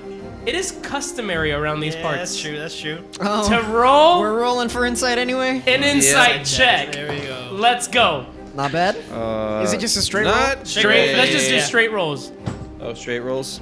Ooh. 15? All right. I'm 15 5 to 15? 15 and 15. 5. 7. Roll off. 5 and 7. Roll off. Let's go. It's our first combat. Yeah, that makes sense. I'm always second best to David. Nobody beats Unrivaled Roderick Dice. rolls. I have to Right. say, nobody beats the Roderick Dice. I can't speak right That was now. so consistent. It's crazy. All right, Yeah, so now you know I'm not Always how it is. lying. Yeah, it's literally like we're always rolling at like just like neck to neck right there, and Yeah. then David always ends up on top. So I'm like, dang I'm man, telling you would these think rolls are you would unrivaled. think if Manny and Tristan weren't sitting next to me looking at my rolls that I was lying. About actually, really consistently I'm high rolls I terrified of get. Tristan Dice, but I would be so terrified to go against Roderick Dice. Dude, imagine. We gotta have him be the know what we're DM just so doing. we can all suffer. Yeah, right? Just make him be the I would GM. never, I would never fear thanks to my character. Go on. All All right, David, so What you let's got? do this thing. All right, go. let's Sean talk about Gully. character creation. Sean Gully. All right, well, we're gonna start with his name. I So, love it. if you guys, if you guys have not gotten already the inside joke of Sean Gully's name, this is a seafaring bard campaign, and he is the songbird of the sea. If you take off the last letters of both his first and last name, his name is Seagull. Oh my god.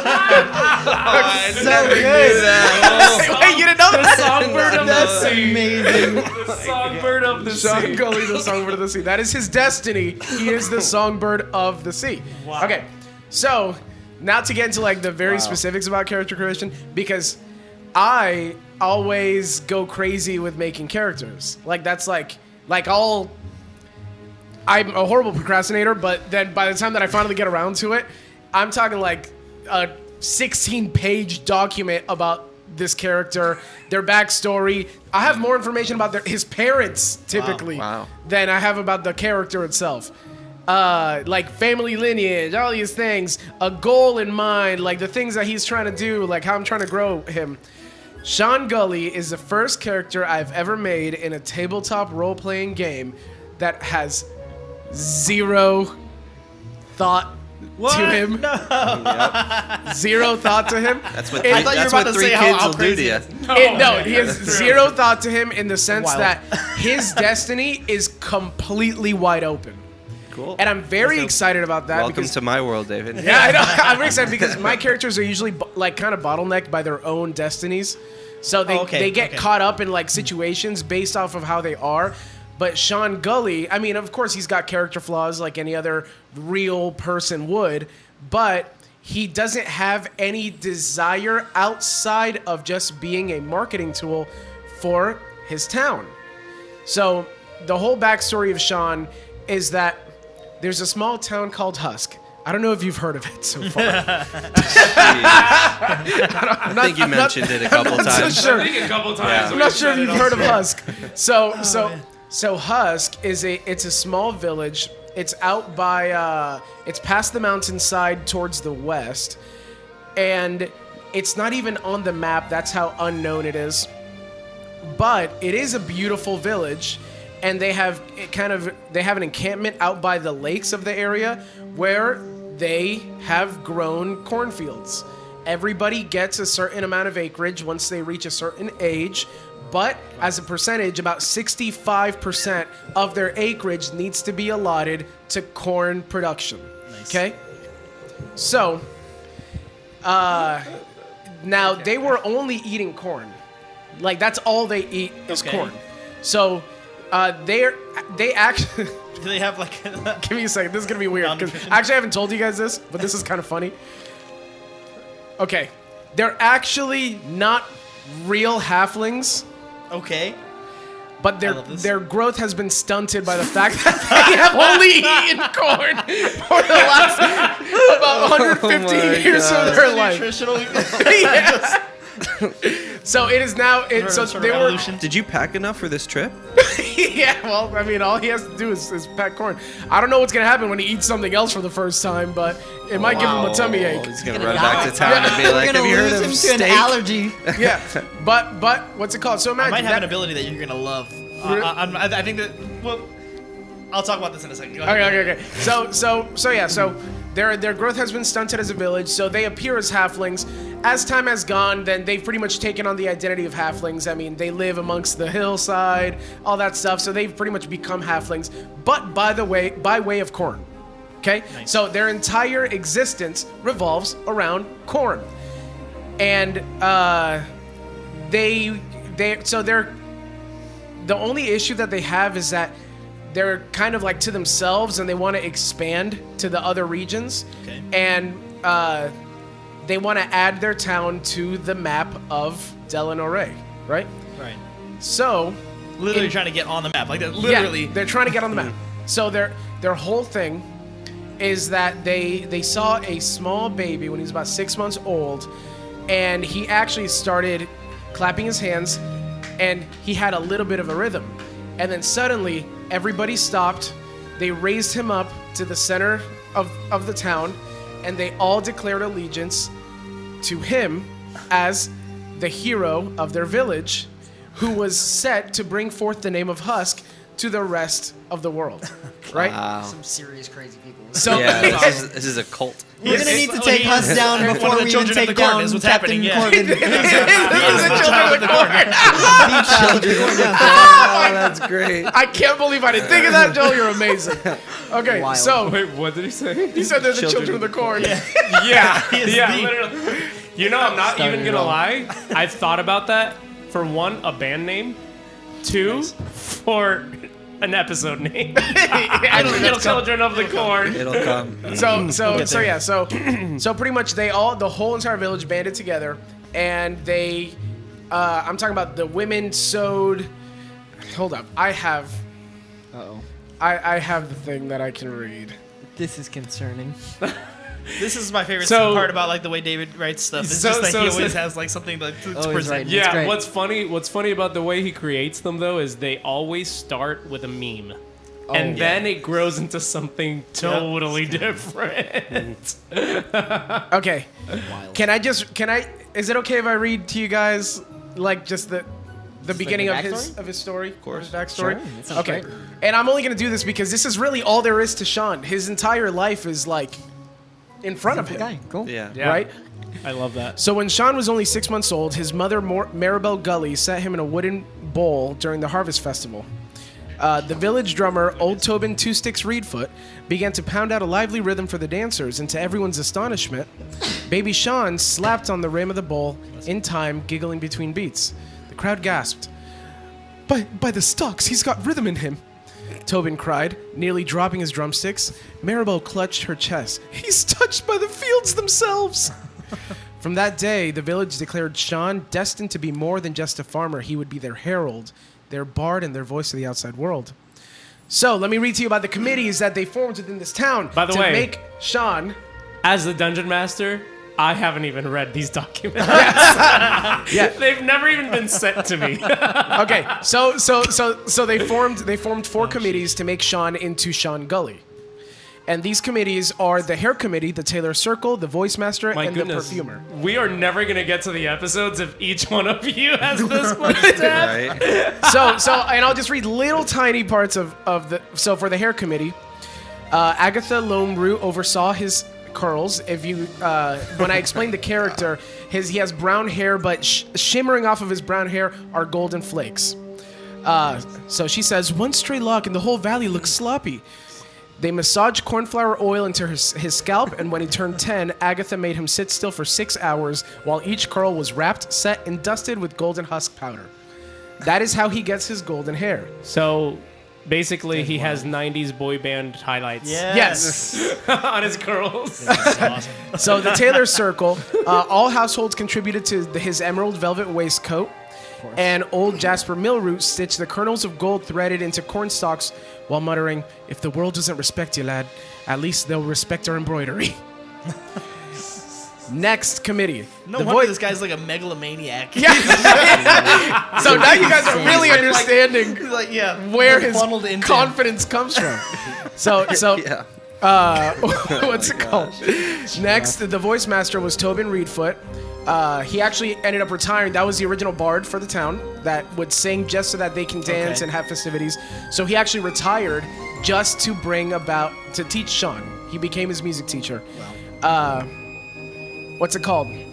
So that was that committee. The last one is the perfumer, which was Sister Clove, and the apothecary. They mixed Sean's signature fragrance made of corn syrup, clover blossom, and rain-soaked soil. And she said, as making it, when you walk into a tavern, they'll smell husk before you open your mouth. And those are the 4 components that make up Sean Gully. Afterwards he was unveiled, and he is in charge of Little Harpy Gully, which you guys have been watching, which is his little sister. She's about 6 years old, and she walks with him, so as he goes out into the world, he can train the next pretty much hero to go out and preach to the other side. Long story short, he is a missionary for Korn from the town of Husk. There is literally nothing else to Sean Gully. Yeah, Enjoy except him for 30 minutes of explanation. That was all of it. Enjoy him for what he is. And I'm so excited to see the stuff that he's going to get into for the incredible stories that the rest of the guys have come up with that are super deep and sad and tragic. I and do have beautiful. to say, something I really enjoy about Sean Gully is he is the only oblivious one. He's the only oblivious one. The other 3 characters, and I'm so glad we started with Sean Gully, because the other 3 characters all have ties in their backstory. They all have run-ins in their past. Yeah, they all tie together, And they yeah. have deep, like, situations that they're both holding on to. Sean Gully, He's just here. just wants to spread the name of Korn. That's the greatest tie-in there is. It Kalistair is loves the corn. greatest tie-in. So Oh, man. I think what's going to be the funnest part of a Bard campaign is seeing the characters that are usually in support become, hopefully, the heroes of this campaign. That's interesting. That is a whole dynamic with my guy that I am mildly fighting. So we'll see what direction that ends up taking. Cool. So, but I'm excited. do you want to Can go we next, Tristan? You want to jump- go next? Technically, Tristan don't was mind. Technically, would be Tristan was would be next. That's right. But I feel like Tristan, it really just tied at least the next 3 guys up so well. I feel like Actually, he's the grand finale for this why moment. don't we go last with I feel Cal? like- I did come back last, so Yes, it was no, appropriate. because it is very true. I feel like, and Cal's entrance was just perfect today. It was perfect Yeah. today. And so I think leaving Cal to the end, it truly ties in the other 2 backstories all in one. So Nick, do you want to do? let's go with Jackson. Jackson Hydell.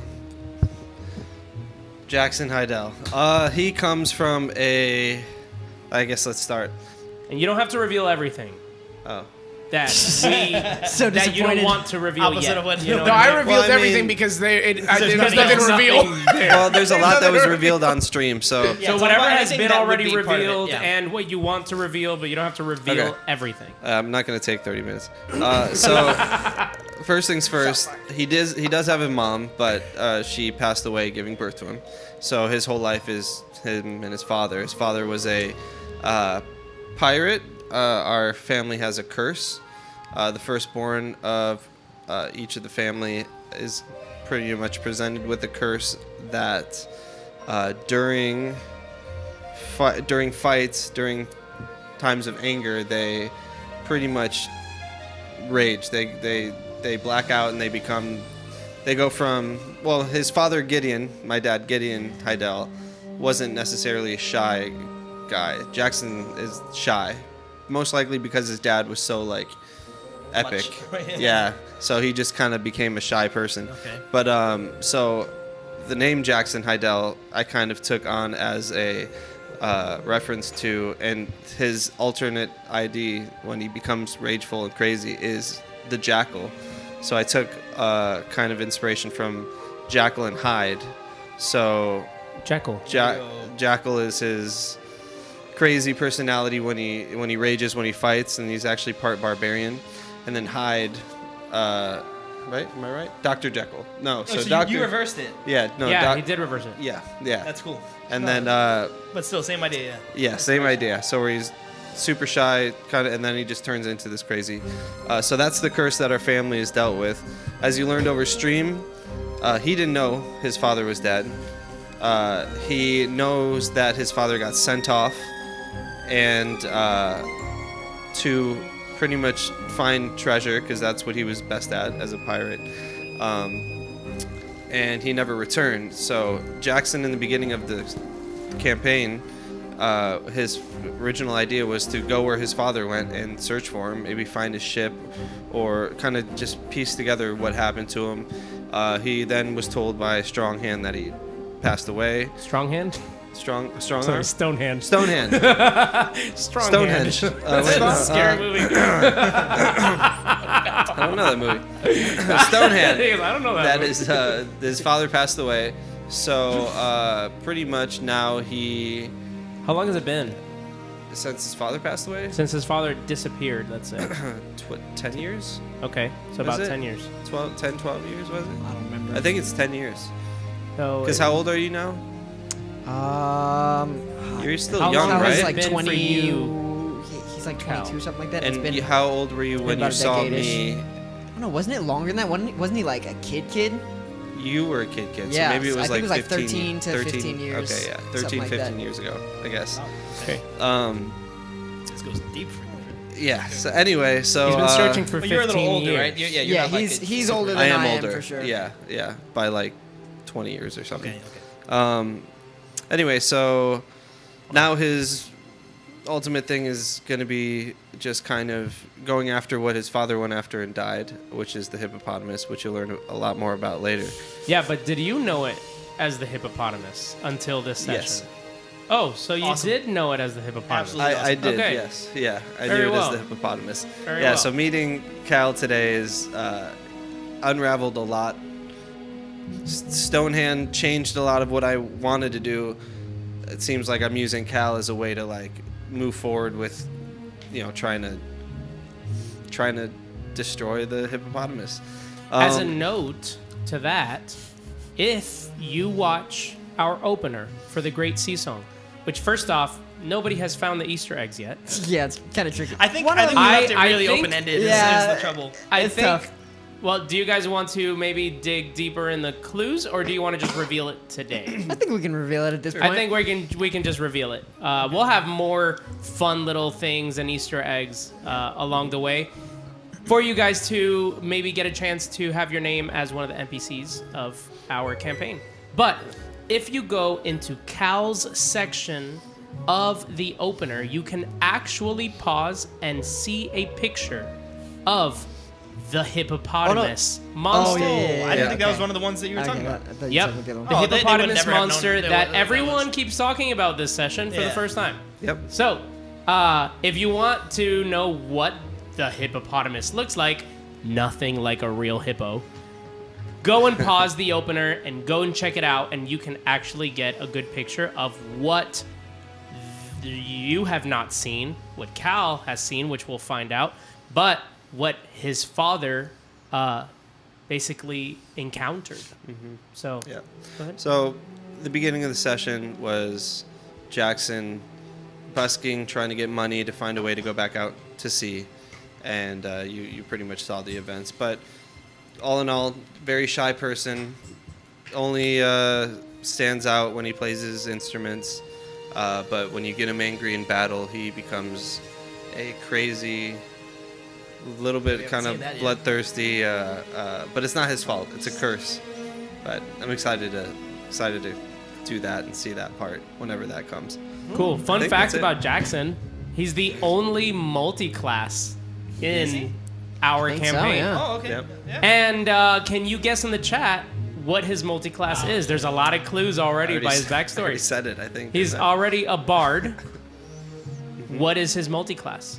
No, you didn't say the actual thing. You've only said I said a lot about it though. a lot Yeah. about it. No, that's okay. Those are the clues. If you've been listening and paying attention, We've needed easier clues. It's type good. in the chat. Type it in the Sorry. chat. There you go. He That, literally. that one's one. That one's literally one that's said for the like RPG fans. If you're somebody that already knows a little bit about D&D, this other role-playing class and games. all that. Yeah. Guess it, and we'll make you an NPC in this entire story. Hey, why not? If they're not gonna get the opener ones, sure. The first person to guess what his multi-class is. We better hop on it. We'll Huh? have It was a flat very- caps I in our will- universe And actually, you know what? named after To them make instead it of to called make flat it caps, easier, it'll just be your to name. make it easier, the first person that DMs us on Instagram what his multi-class is. I think Tristan was the first person to DM us on Instagram, unfortunately. So what his multi-class is, then that'll be an easier way for us to gauge it because we're across 6 platforms. So Didn't realize That how was a joke about how opposite DM is those Dungeon Master. classes are, by the way. 'Cause I was Oh, they are so I was opposite. making one message. and realizing that a lot of the other one like wouldn't work with things that this worked. But I think I found a cool way to like, It's make pretty it. cool, yeah. I I think I think found it's an awesome way. I of think doing I it. found a way to work each side pretty well. and also it's not a trick question. One of his classes is the most obvious one. bird. He's a beard. He's a beard. He's All a right, bird. so next He's up. also a songbird. Let's I don't think we're do gonna. I think we're just gonna do character stuff. Blarney. I'll try not to. I'll Okay, just- so so when we get into the actual sessions, I'll just go down bullet points of important things that you should know by this session that we have mentioned through the sessions. So, all right. Blarney. The original concept for Blarney was just, I like that halflings are like leprechauns and they don't have a thing for leprechauns. So I was like, can I be a leprechaun? And Manny was down. So that was like I'm the so down. base thing was just like, I want to be a leprechaun. And then We're just a bunch of fake I'll- halflings. Yeah. So I have gone really, really deep. So after I decided on Leprechaun and trying to figure out like his name and then landing on Blarney, if anybody here has ever heard of the Blarney Stone, that's where it began this process of like I started really deep diving into like Irish lore. There's so much Irish folklore in my background, in my backstory, but we've only touched on some of that. So I'll ignore a big portion of that. One thing that I did add to it, which had to do with the fact that he's marrying into Goliaths, is that they're and I've mentioned this on stream, is that Goliaths are known for having a nickname that becomes your name. And he was never fully accepted into Goliath society, even though his wife is a Goliath. So he just makes up a new one all the time. That's his whole deal. It's just like, they don't call me whatever for nothing. So even like me calling him Blarney O'Clock was just me thinking it was funny that like the word o'clock sounds Irish. It has like an O little apostrophe. And so that was almost kind of like a prank to Manny. So it's just like he has no last name. But that is on paper. I who he just is. on paper made it Yeah. O'Clock because that's the He's first name Blarney he gave O'Clock. me. Yeah, so. no, it's just been. For me, it's gold every time. It's a pot of gold. So okay, the big thing. So I have a big tie-in with pots of gold and rainbows. But we haven't gotten there yet. I have the biggest one is so if you've ever heard of the Blarney Stone. So the Blarney Stone is a piece of a castle in Ireland that is called Blarney Castle, and I forget some of the like ins and outs details of it, but basically when it was defended, I don't know, hundreds of years ago, instead of traditional like battles and defenses and dumping oil over the side, whatever they would have done, their leader at the time, the lord of that castle, would stand at the parapets up top and convince the armies that they don't need to be there. And so he chased away, I think, like 6 armies just like on different sort of like persuasion and deception checks, where he was just like, I think you got the wrong castle, try that one, or I don't know, different things like that. And so if you go there, to this day, they say that if you go there and you kiss the stone near where he would stand, that you get the gift of gab. And so that's just like the thing that bards have, right? It's just like the ability to like speak really well and convince people of stuff, right? So I named him Blarney, and then it got deeper and deeper because I thought Blarney Stone gave you good luck originally, but as I dug deeper, I found out that's what it was. So it just became this whole thing where I was like, dude, I knew I wanted him to be like a lover, not a fighter type of guy, and when it occurred to me to make his wife having been petrified into stone, I was just like, she's Blarney Stone. That's it. That's it right there. And he kisses her, and she gives him the gift of gab. Oh, that's amazing. It's just It's so good. It just all fell together So so good. beautifully. there's another big thing with I looked into like the etymology of Dublin. If you want to look into that on your own time, you might learn some little like Easter eggs about like what is in store for his backstory. But we haven't uncovered most of that. Oh yeah, yet. there's so much. There's so much about Blarney that has not been uncovered. I will say this, and this is news to Joel. There are weaves already introduced. If you find them. That's dope. Weaves to Dublin? Yeah. Well, to his side of that backstory that most of you are probably not even aware of yet. So I haven't touched on a lot of that stuff. But the wife thing that occurred to me pretty early on in this character creation, and I had only shared this I think at the table with only Tristan and Manny. Right? I believe so. Yeah. So The I wife knew thing. that I was gonna make her made of stone, and when it was a pirate campaign, and I was like, dude, how And it was evil funny. would it be? It was so funny that she was a Goliath and he was a Goliath. leprechaun. Yeah, yeah. Like that was just the meme. Then I made it a whole thing where it was just like all leprechauns are dying out because they only marry tall women. Like it's just It's the best thing. Well, I mean, you could even That's why go they're back rare. in his lineage, right? Like, what was your father and your mother? My father and mother are not leprechauns. Just a quick note. Just a quick note of it. I have my dad's just like a pixie. He's just like really. and your and mom? he just landed. He landed the girl of any phase dreams. You know, A just like way human, taller. She's like right? a human. Yeah. Oh my Maybe an elf. gosh. I'll figure that out. But yeah, something like that. My head hurts. so this is Pure where it's- Fae, essentially. Oh my This is gosh. where I've done like David level like thinking, and then like typical Nick I guess level of like how much I've actually written down and given to Manny and stuff like that. So we really have to not like. a lot. I haven't made my character sheet. I don't have a character yet. You don't have a character sheet yet? Three sessions Because we haven't in. established what leprechauns are completely. So we'll get there. We'll get there. That's so funny. So it's like all this planning, but also no planning. How are you rolling? I have a general Just- outline. I he have, has I have stat sheets Yeah, I and have a stuff, stat yeah. sheet, but it's just not like some of the finer abilities and stuff I'm supposed to have. Is blank slate. I'm not even sure I wanted prestidigitation, but I was just like, I guess that's something a bard would have, so I just said it. We'll talk. This whole campaign is improvised in a way that I never even thought is possible. Now, a level of improvisation. Now, Pure minor bard illusion campaign. was important, but that's the whole thing. So he's trying to introduce a new style of music to this world. I think he briefly mentioned that, but we'll get into that at a later date. Very the main thing, brief. Yeah. Yeah. The main thing I want to talk about just is this idea that his wife was turned to stone, and I was just like, dude, a giant woman that's made of stone on a ship. That's a figurehead, dude. Somebody could just strap her to the front of the ship, and it would look like, you know, like the statues that are at the front of a ship.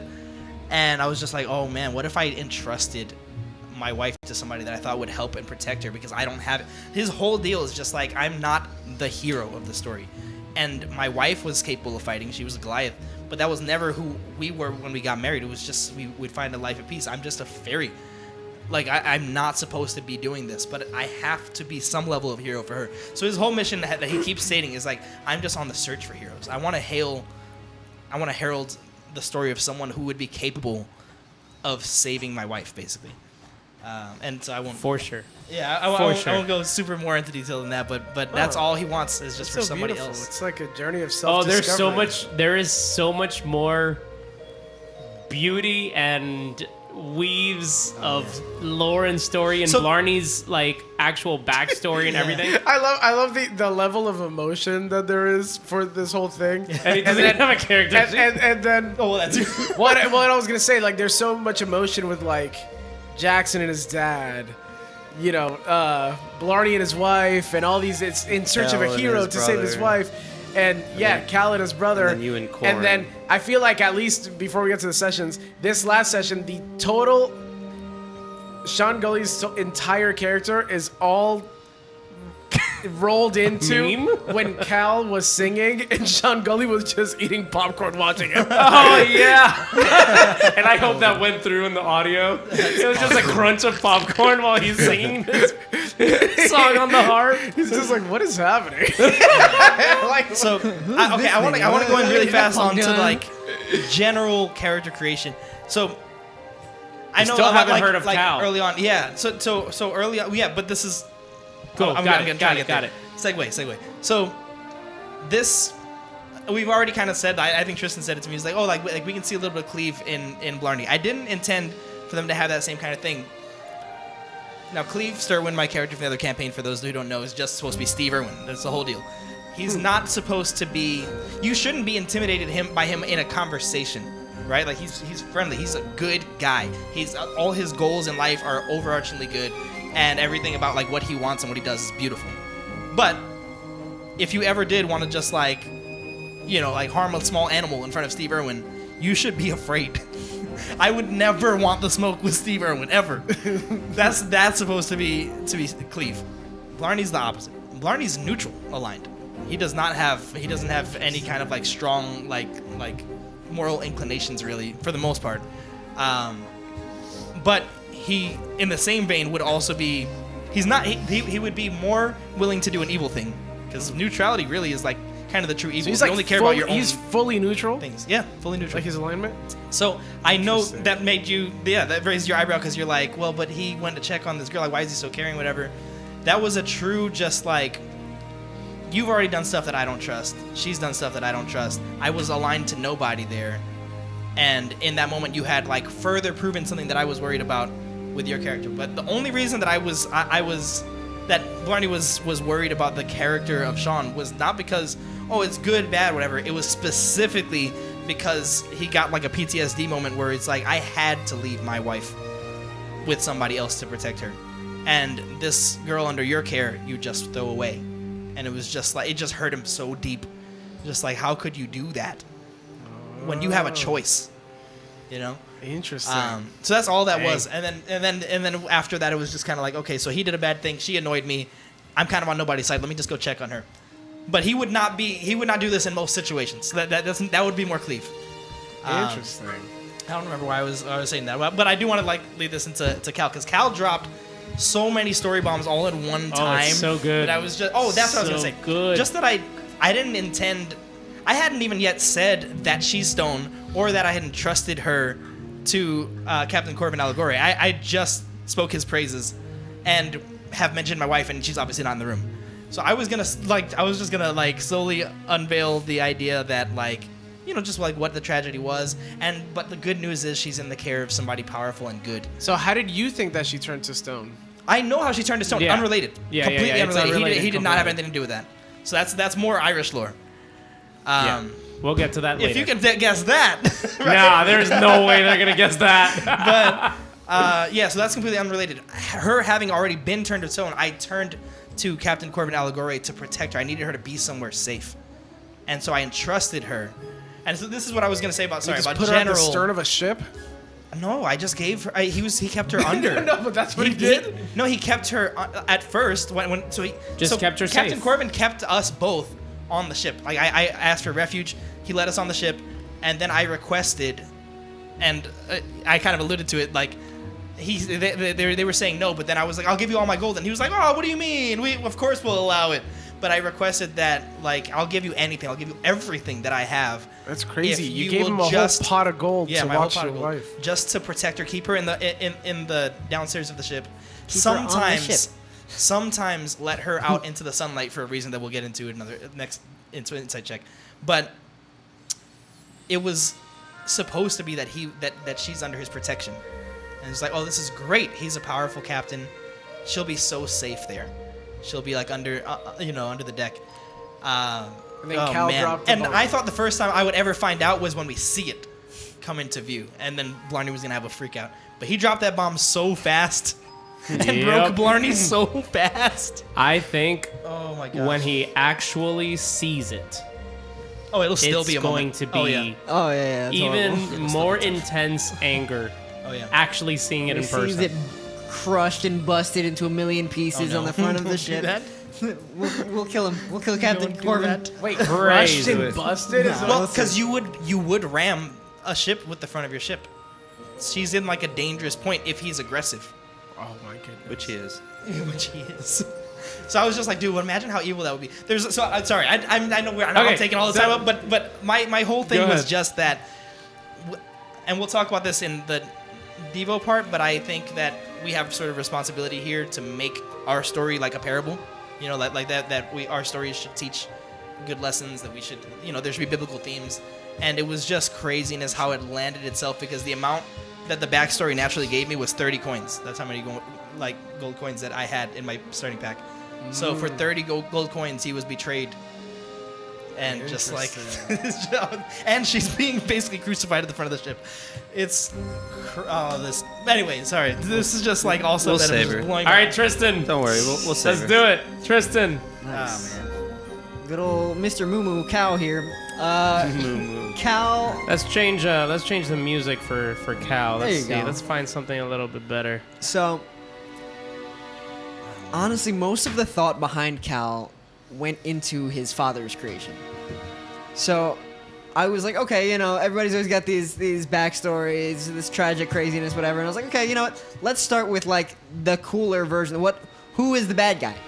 How do you get like a good bad guy out of that? And I was like, okay, I want a guy who can play both sides, who's just running it from behind the scenes. And so I created this character first of Captain Corvin Allegoré, who is both a pirate king of sorts, one of the lesser pirate kings, as well as this like high-ranking naval officer who is able to basically tie up his loose ends using either of his titles and Correct. get away with it cleanly. That's And a so lore drop right he's- there for everyone. He's Things the are guy making sense. who, when the Navy sees that there's pirates incoming, he's like, "Oh, don't worry, like I'll defend you against them." He'll maybe use his own position to raid a small portion and then fend them off from that point on, using his own allies to be able to set forth these raids on the military, on the peaceful folks of the cities and so on. And yet he's able, as a pirate king, to order executions off the books. And so he's just making sure that nobody speaks his name anywhere. Nobody knows who he really is behind closed doors. And so he parades the flag of Lashire as though that was his only goal, is to promote the goodness of Lashire, while it does have minor alterations that he shows to his pirate companions as this display of power of like, I'm going to blend in with one of them and I'm going to spit right in their face and they will thank me for it.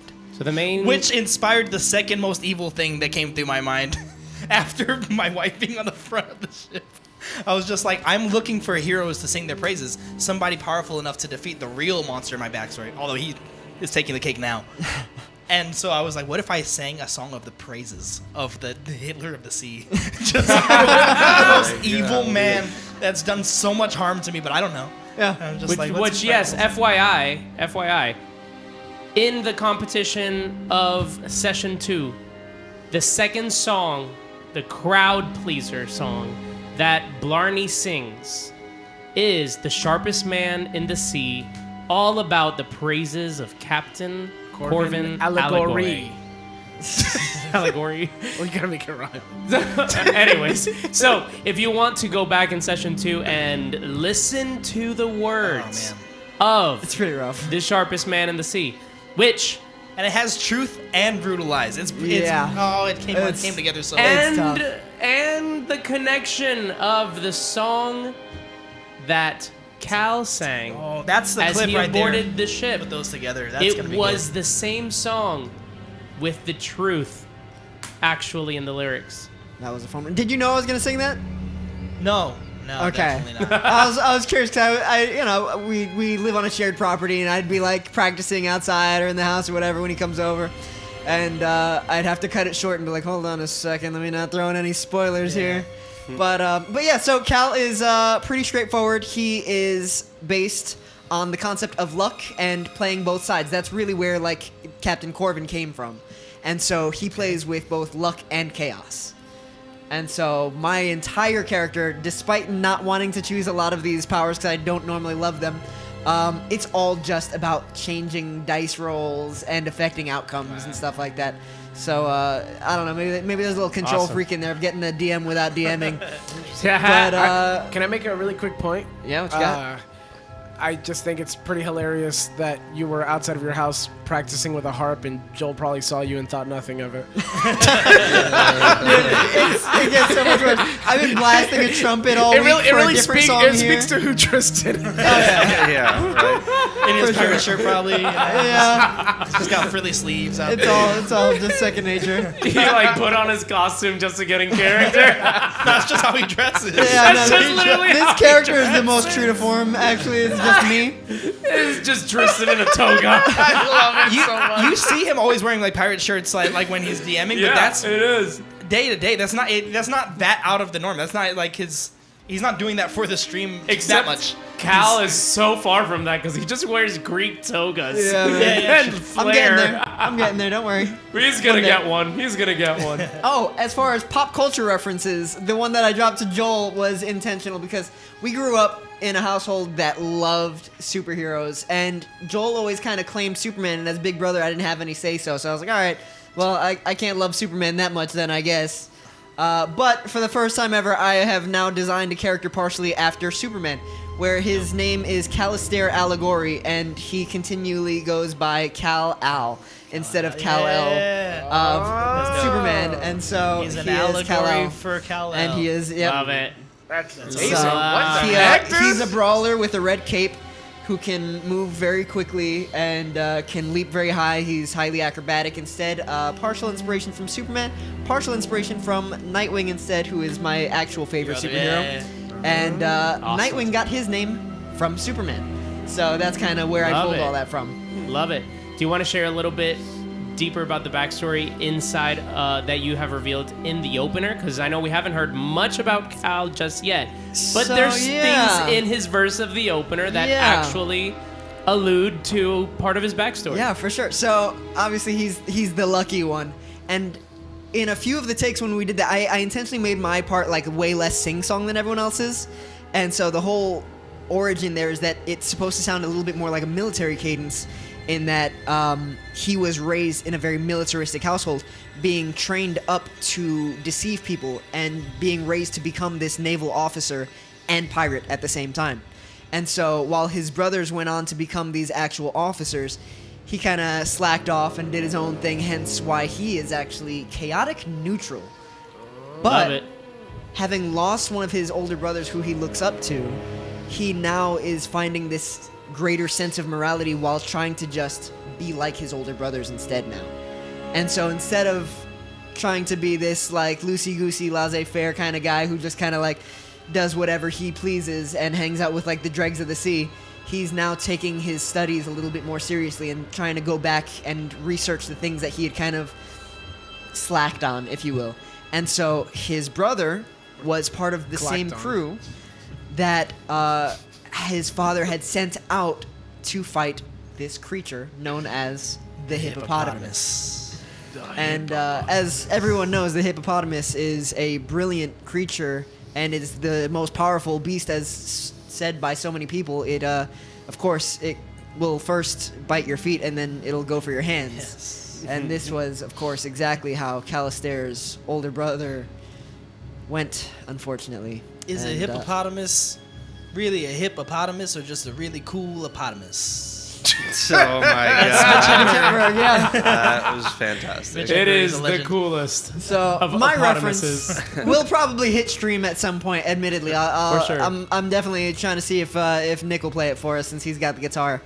But if you've not heard Oscar Isaac's song about hippopotami, go ahead and look up the hippopotamus. Nah, you'll hear it though. It's gonna We it's will coming. It's play coming. it. We will definitely be covering Yeah. that at some point. Just so That'll you know. be a Love By it. the Fire at Night song or something Incredible. like that. Now, to tie things in, if you've been paying attention, every single time we come to the conversation of the story of the Hound, which is Jackson's father, Gideon Hydell, Corvin, not Corn, Corvin, has In our hearts. alluded to the mission actually being a journey into the abyss of depth, Oh no. an oceanic realm under the coast of the sea, where he himself has witnessed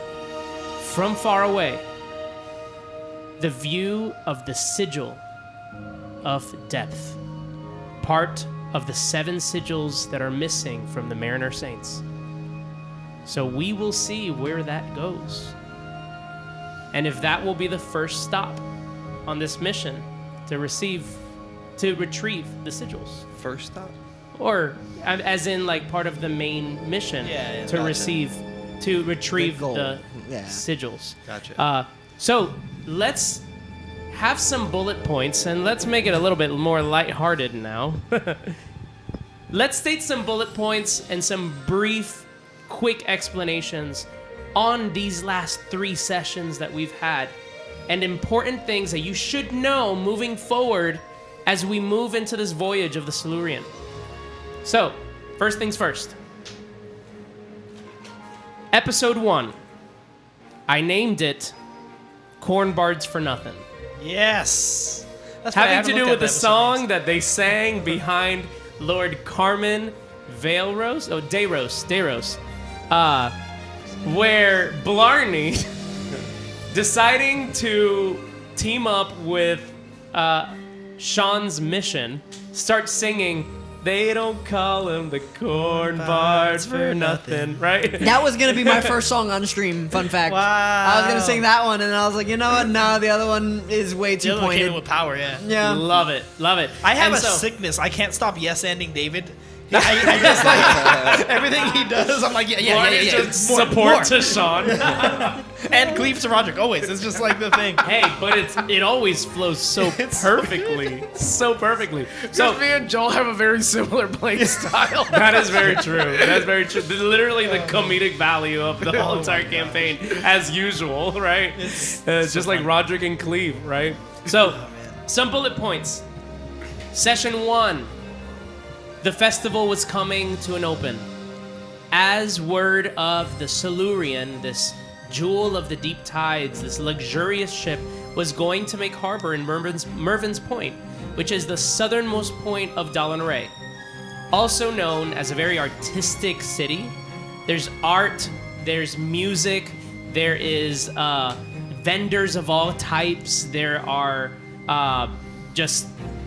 it's the Nashville on the coast Like tile of and all. Allegoré, essentially, right? And so all the bards, which, by the way, I'm sure you've seen the map a million times already, but the Crescent Quay is actually, we'll get into that, Okay. is actually in the shape of, it's a dock in the shape of Say a crescent. It has to be a a crescent. crescent Right? moon. Okay, yeah, there you go. Yes. And so if you go into the map scene real quick, There you go. Cool. you'll be able to see the picture of Mervin's Point. It's all right. Can we get the maps? Robert is training, and so he's like, Javi, where's the map scene? There it is, we the go. Crescent Quay on Mervin's Point. I can't get over the Now, let's talk about this. Let's talk about this. The Crescent. Normally, when you're saying it, you say Crescent No, Quay. I don't. I say the You Crescent. said it so many The times. Crescent Quay. I've never said Crescent. Dude, I promise you. we have it on That's our next film. clip. That's our next Please clip. clip it. I promise you, it's not Crescent Quay. It is the Crescent Quay. Crescent Quay. the Crescent I Crate. promise you, it's not. Anyways, so this right here is the Crescent Quay. Now, here's the funniest part. What's hilarious is we just came to this conclusion. Quay, that is spelled Quay, is not actually pronounced Quay. It is pronounced Key. This is what happens So when the- you're a reader. The proper pronunciation of this is the Crescent Key. It's actually the Crescent Key. The We've been Crescent Key. Crescent The Key. Crescent Key. But here in Mervin's Point, it is known as the Crescent Quay. because It they in seems like character have artists made the don't same. know much about scholar nature. Yeah, they make the same mistake. I love that. And so when asked, Corvin, what's a quay? He goes, I actually really don't know. Being a sailor, he would know it's pronounced key. You don't know what a key is. But he has no idea He doesn't know what what they quay mean is, by yeah. the Crescent Quay. So, aside from that, now, also being always at sea and not super intelligent, probably doesn't even know how key is actually Maybe he's spelled. never seen it spelled. Yeah, he just says it. So Crescent Key is in Mervin's Point, the Crescent Quay. Not the Crescent Quay. I've never said that. I don't believe you. You can show me after. Show me the clip afterwards. But anyways, let's go back. A video of like 8 times of him. Crescent Quay. Let's go back into our notes. I love getting Let's go back into our bully the notes. DM now. So, Session 1, Corn Bards for Nothing, as they play behind the Lord of Mervin's Point. For the very first time, as a band together, they realize, hey, we have some chemistry. And they joined forces. They also met Corvin Stonehand, Dravek, where he shares the story of the passing of Jackson's father. Some people around Mervin's Point seem to be recognizing vaguely the look of Jackson as he resembles his father, the Hound. And at least people that have been around actual seafaring, you know? Now, what else happened Session 1? We met Melloray for the very first time. The bard that is basically was the #1 bard in Mervin's Point for a really long time, and then these guys showed up and they're taking her post, and so she has a bit of beef with them, or had at the time, or maybe has She's more still- so yeah, now. a little bit of both. And so that beef started between them and Lyra. Aside from that, that was it. Bullet points for Session 1. As the Silurian finally makes port in the Crescent Quay, as they say in Mervin's Point. And we go into Session number 2, which I've named the Jewel of the Deep Tides. Jewel of the Deep Tides, as the Silurian finally makes harbor. And Lady Elvarel Duskmore takes the stage for her opening speech, sharing the main mission of the Silurian to go around the fractured cities of Dalanare and bring it all back to one power. Why? Well, around Mervin's Point, as people saw who the captain actually was, whispers revealed to our bards that she is not just a lady and she is not just a captain, she is of royal blood. She comes from the Duskmore family that way back in the day ruled all of Dalanare. And as the politics shifted and the monarchy fractured, they, as the Duskmores, although still have royal regard around Dalanare, no longer have a throne. So, she says her speech and retreats to the Tidebound Court Hall. Now, Sir Valen, her scribe, comes out and hosts a contest of bards to be the royal court of the Silurian, where there was a lot of music.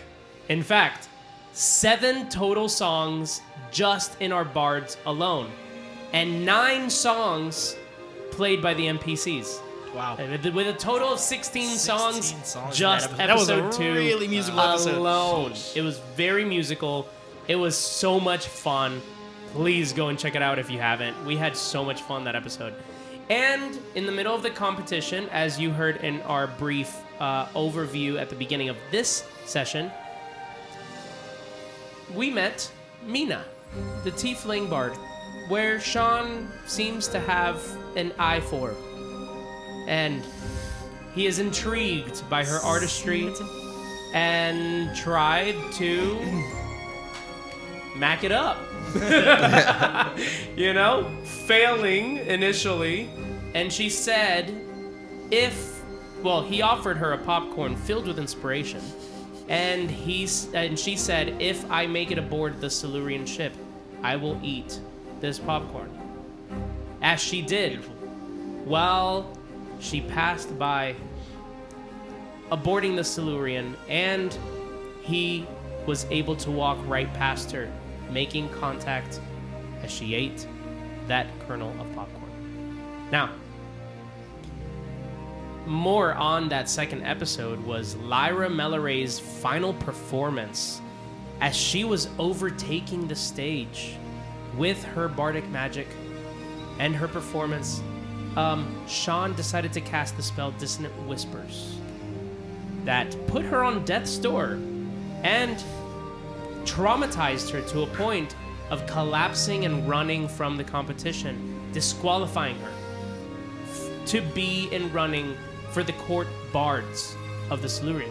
So she ran, and that is where Blarney took the stage and was able to kind of meet eye to eye with Lyra for a moment, where this She was on the ground. feud for some reason felt very tamed for a bit, as he saw a different side of Lyra. You have anything to share on that? Oh, man. I guess I kind of jumped the gun talking about it in the character creation portion. Yeah. But yeah, it's all intertwined with this idea of, and there is still a little bit of mistrust there for Sure. Sean, just because, well, that first of all is like, did he harm her? She says he did, but he didn't see anything. Blarney's not a very perceptive guy. And he's very bad. I remember during that conversation, he was like, well, I'm a pretty good judge of character. Yeah. And like the whole like inside joke in my head at the time was just like, I've entrusted my wife to the Hitler. Yeah. As Lyra's bleeding from the nose from psychic He damage seems to like a her pretty brain. good guy. So Blarney's not good at that. It's so funny. Yeah, insight and perception. He's not a wise leprechaun. So, yeah, I guess it was just a moment of doubt, I guess, for his new Sure. friend. Sure. Where it's just like, well, he doesn't react the same way that I do to someone under his care. You know. For sure. Which we will see how that unravels as they keep role playing here on stream with the episodes, and as that conversation eventually is bound to pop up, right?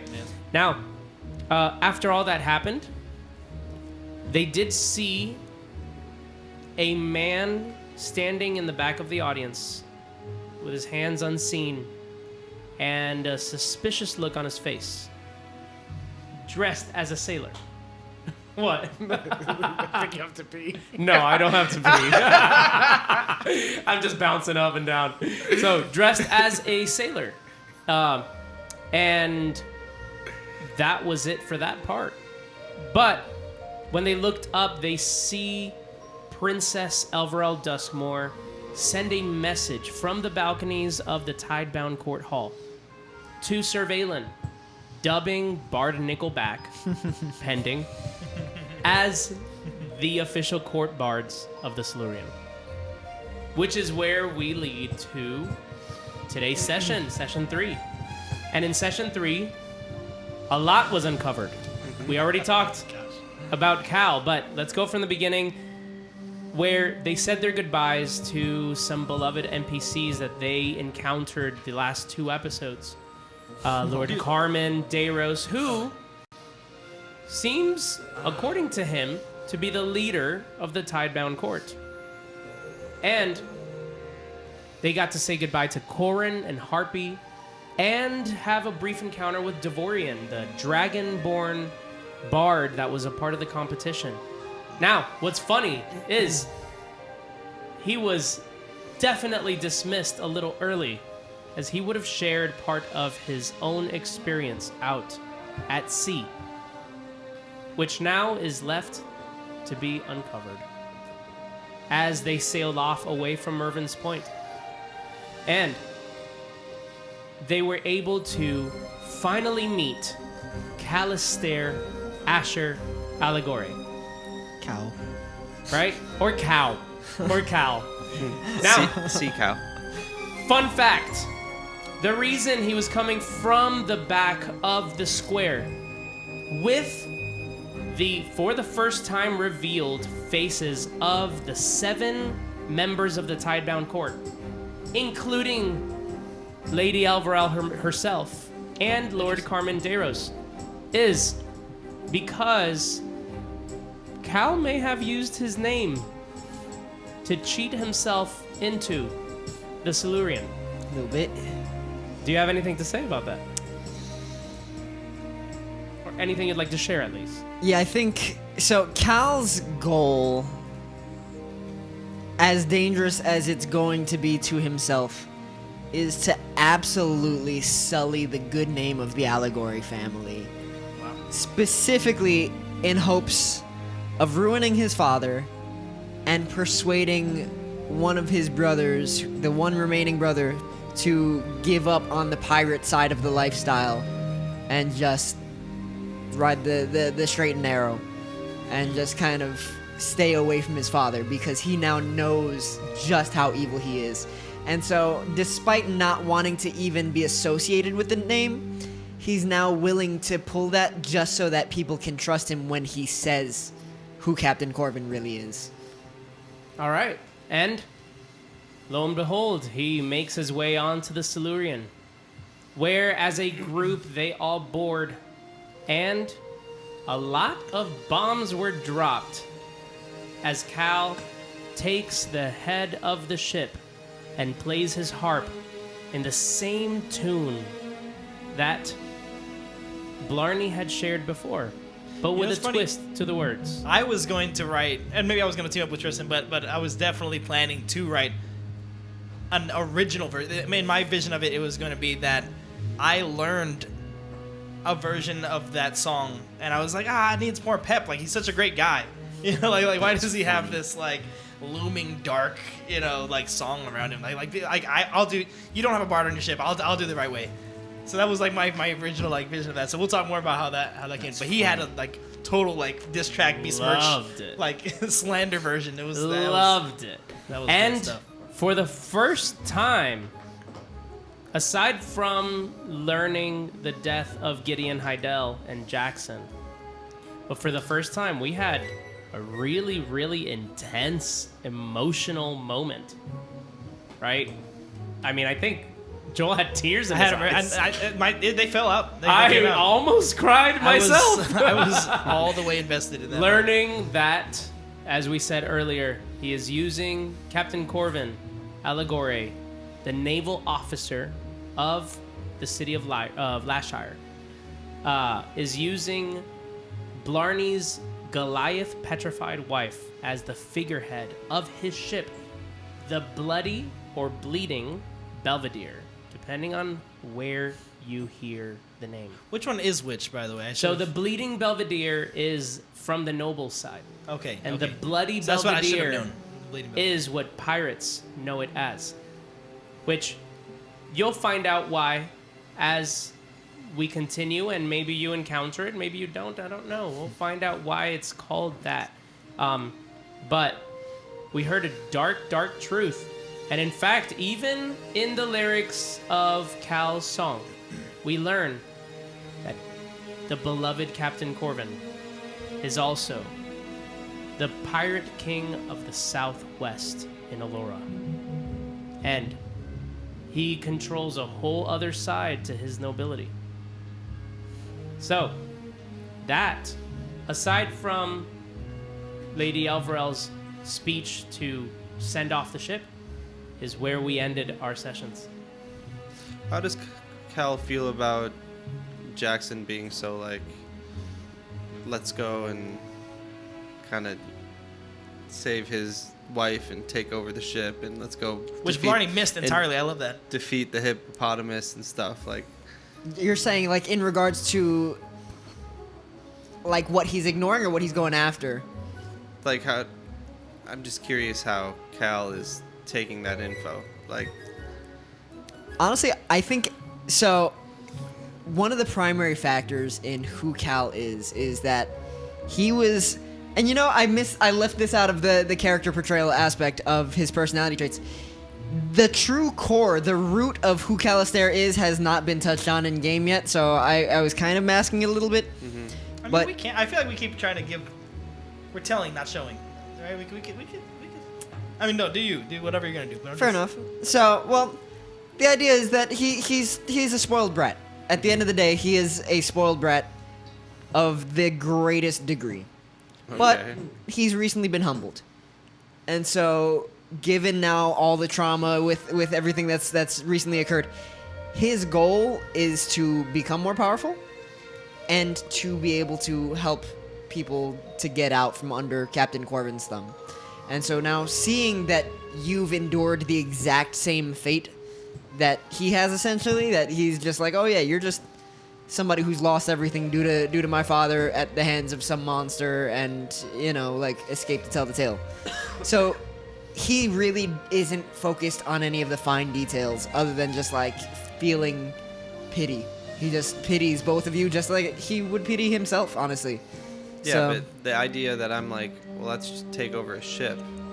Like, are you terrified to face your father? Oh, absolutely. That's why he continually was like, yeah, we're not ready, but I get the feeling. Gotcha. So Okay. everything in him is like, yeah, of course you're going to say that, but don't. Gotcha. Gotcha. All right. Well, to close off this portion and go into our divine inspiration,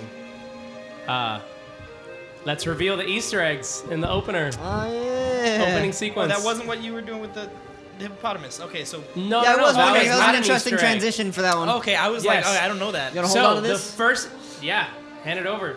The first Easter egg. Is there a way for us to? The first Easter egg in the opener is actually the rear face of all of the cards And it's on the book. in the opener, as well as but this one's a little bit more abstract than the actual one in the cards, as well as the sigil that is on the main book at the very end of the opener that looks like this. And it's hard to see, but We'll have to do like a diagram on Instagram or whatever. Like, we'll have to do Yeah, we can drop a the post art. on Instagram that explains the tie-in to our main Four Horsemen campaign. I can't really zoom in on this. You can, no, on the trackpad. On the trackpad. Right. There you go. So, what are the Four Horsemen's main meanings? All right, go horseman by horseman. Joel, you're up first. Who is he? I believe it's death. Death.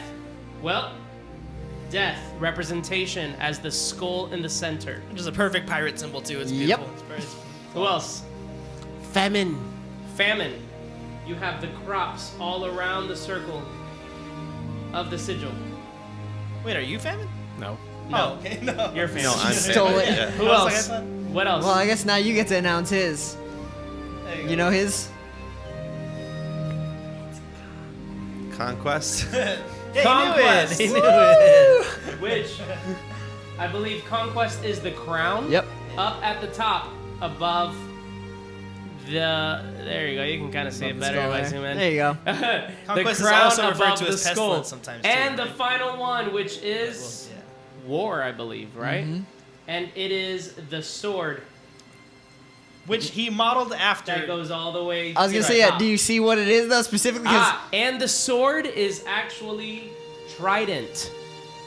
Trident, the sword of Arlen's father that he is seeking for that went missing in his backstory. That's crazy. Yeah. And so Trident is the symbol of war Tristan went in. in the Four Horsemen. And That was a this fun one. is the Four picture of horses. four horses surrounding It's so subtle. So this pirate wheel. Pirate wheel aboard a ship as the sigil of the Four Horsemen and the actual sigil of the book, The Great Sea Song. So that's the first one. It is on the main book. It is also on the back rear face cards of all the cards in the opener. Now, the other one is a really fun one. simpler. It's a lot That one's simpler. way more A basic. lot simpler. and so It much is- better still. The clue was one that does not fit. It is a picture that just does not go Not in the slightest. at all. It is And not drawn. if you pause and if you look very, very carefully, So brief though. very Sean carefully Gully's. at Sean Gully's verse, as it pans through a card where it's a bunch of ace cards, and they're all corn, by the way. A lot of them with the rear face of the Four Horsemen. There is one card that flips for a moment right in front of the scene. And it has a picture of Tristan's new baby. Grayson is literally just sitting there sticking his tongue out, taunting everyone for not finding him. Yeah. It's just a Hidden in picture there. of Grayson like this.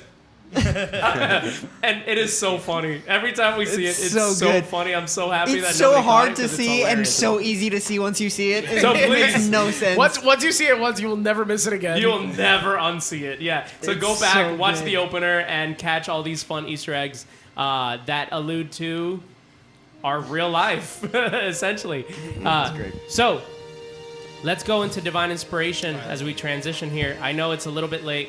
I apologize. It's the curse of the We DM, man. had- It's hard, man. It is always the case, and it's so difficult steering the ship. But we are in a series talking about different parables. Parables. Parables. Sorry. Different parables Quested from the parables. Bible. Parables do draw parallels, though. That's good. right. There are parallels in the parables. You know? So, the parable that we are going to talk about today is the wise and foolish builders. Anybody want to read it? I'll read it. We're So on where can we find it? Matthew chapter 7, verse 24 through 29.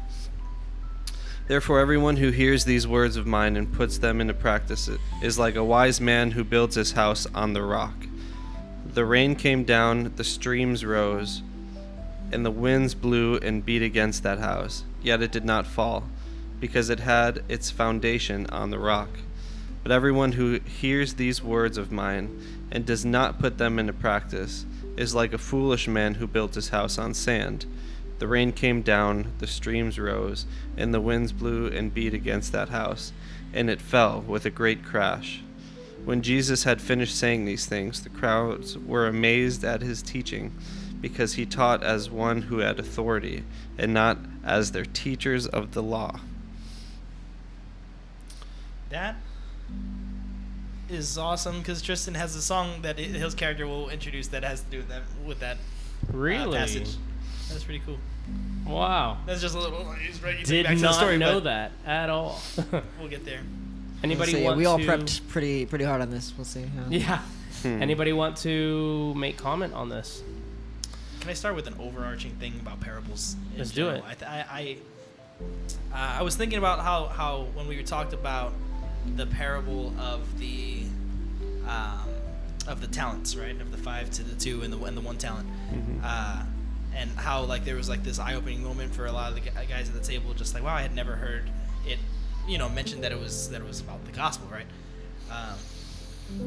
I guess like so there's like some study habits that are good to practice with the Bible, and like one of them is like Old Testament especially, but like really all the Bible, if you read it through the lens of it all points to Jesus, it opens up your eyes to like so many lessons that you're not aware of. Stuff that's just like reading like the laws in Leviticus that you would think is just like boring or whatever, it's just listing off laws. You see parallels, it's like prophetic. But like there's so much parallel to Jesus in the Bible. The whole rest of the Bible is practically a parallel to a parable to Jesus. Likewise, I think when you're reading, I mean, really any of these things, like I said, like if you're reading any part of the Bible, but especially the parables, like definitely look for where is Jesus in this? Where is the gospel? Where is the heaven mindset in this? Like if somebody taught you this parable and all they thought it was about was just like money, it's just like assume you're missing something.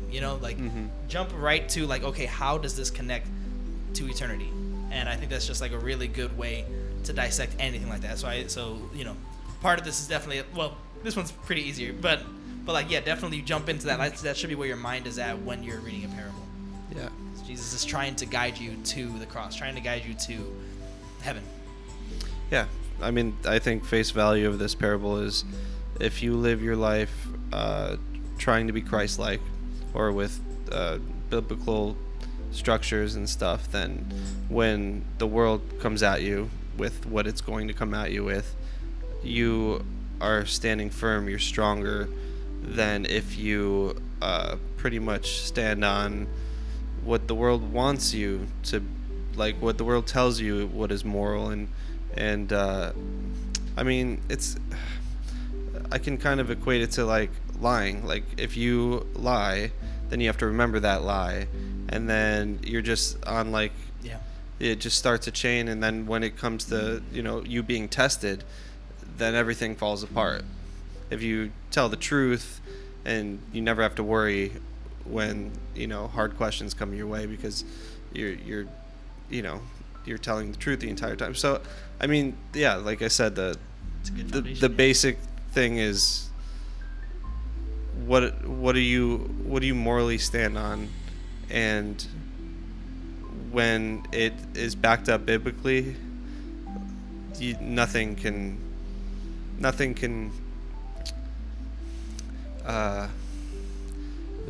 can pretty much like ruin you. Yeah. I don't know how to explain that in any other way besides that. Yeah. It's not so different from the other parable, like the guy who just had one talent and all they did was bury it, right? They all had the ability to build a house. Yeah. They were all gifted with we'll call it the gospel in this situation. You all have the word, you all have the ingredients, you all have the materials, and somebody chose to. I mean, it says, "Then he who hears of mine and does them," right? That's your foundation. That's the action part of it, where it's like it's not enough just for you to hear the gospel. It's also like an act of obedience, and when you do that, that's where you have your foundation. If you hear the gospel and you have it, that's good. But if you then basically discard it, if you just put it on the foundation of like, well, I'll just do whatever I want, you know, like then where is it? You know, did you really plant the gospel? Like that's. Yep. Yeah, and this actually, so when I read this, I think of like the overall application of the words of Jesus, where you can apply them to every single facet of your life separately. So, for example, I spoke to, and I don't know if I've mentioned this on any of our devos before, but I had a friend that was going through some situations with her marriage and stuff, and I had spoken to her about the difference between a marriage that is not centered on God versus a marriage that is centered on God. When you apply the teachings of Jesus towards your marriage, there is nothing that can shake it, because the entire marriage holds itself to a higher authority. Yeah. But if you don't, and it could be in ways a loving marriage, it seems like a loving marriage, but if it's not glued to anything, if it's not glued to a higher authority that both of you aren't looking towards, and that's what people talk about when they say to have a God-centered marriage, and the marriage is not just between two people, it's between two people and God. It's because there is a central point for both people to look towards, and if you apply that in your marriage, then it can't be shaken. That's what would make a man worth submitting to for a woman. That's what makes a woman worth dying for a man. It's because you're both looking towards Jesus and you're applying that inside of your marriage. So that's the same way it applies to raising your children too. So like all the different teachings of Jesus and words of Jesus, there's so many platitudes that the world teaches you that fall, like completely fall. And a lot of people wonder like, oh, I'm raising my kids, and then, you know, they go off to college, and then what in the world happened to my kids? I was just watching a podcast today where the guy was talking about my daughter. She was the head of her Christian club in her high school, and blah blah blah blah blah. She went off to college. 3 weeks later, she called her dad and told him that she didn't believe in God anymore. And you wonder, and part of it was talking about how her entire belief and system was not built on a solid foundation. Even somebody that knew God. But it wasn't built on the solid foundation of Jesus's words, which then would have not been shaken. So when the first little bit of pushback came, i.e. going to college, which tends to be honestly one of the biggest situations to our youth of today, they get so much pushback in college. You need to be ready when you go out into any parts of the world to be able to stand firm on the word. Yeah. Because if you are not firm on the word, truth, then any lies will dissuade you. So yeah, I think it's good. Just application, overall application to every single facet of your life. If you look at something in your life and it matters to you, and you have not applied Jesus to that part of your life, that part is it's in danger, honestly. Yeah. I was gonna say, I'm sure we can all testify when we are being faithful in, attending church, worshiping, having a biblical marriage, studying the Bible, like life is lighter, and we all, everybody strays at some point and goes through the motions, or maybe skips a day at church because, I just want to do the lawn and I don't want to have to like those are the, like, literally those are the times where I get attacked the most, and I feel so much conviction over not being faithful. Like, so not only is it like externally, but everything isn't, but like even as much as we try to keep our faith on a rock, like we even sometimes shift our house towards the sand, and it's just an ongoing battle. I mean, I think about the parable where Jesus is the shepherd and he leaves the 99 for the one. Like, I remember thinking like, oh, I was the one, now I'm a part of the 99, and like now I'm just the 99. But in reality, we become the one all the time. Yeah, it's like, oh, we're part of the 99 and someone else, okay, but, well, we're going to be that one that strays again, and Correct. he will come for us again. Yeah, so it's a constant struggle. That's constant. why we're called to walk our faith with fear and trembling. Yeah. Yeah. You have any words, Tristan? Yeah, kind of bouncing off what these guys are talking about here, I think I want to take it a step further. The relationship you have with Christ is everything. And walking as though you are close with Christ without actually being close with Christ is not the same life. It's not. You might look like you have the same lifestyle, you might follow certain preachers, you might listen to the right songs, but it is not the same. Those are good things, there are lovely values, there are awesome traditions and songs and great ways to live, but it's not the same as a love for God. God loves you, and that is everything. The creator of everything, who knows you perfectly inside and out, loves you despite anything you might hate about you. And I see so many people that go out and not because of college, not because of, being persuaded any other way, lose their faith because of things like setting their faith on a minister or a worship leader or, somebody in their life, a parent, whatever. And, it's one thing for a daughter to lose faith, but when a father loses faith, you see where the entire family begins to crumble. And it's just another testimony to the love of God and the power of his Holy Spirit working in just the average household. But what he does in our lives is so beautiful, and it is that perfect union, not because we're perfect, but because having that relationship with God shows us how it's supposed to be done. And he not only blesses us in this knowledge, but is then walking side by side with us in this life. And there's no greater asset. There's no greater asset to joy and peace, love, excitement, anything positive. All good, all perfect things come from God. At the end of the day, it is that simple. And, we've talked a lot throughout the stream about, that root, that seed, that foundational faith.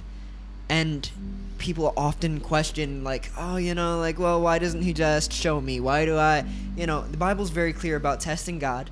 And in the parable of Lazarus and the rich man, we see that Abraham looks to the rich man who's asking, like, oh, why don't you just send people back to my family so that they can see, so that they can be told, so that they can be convinced that this is all real.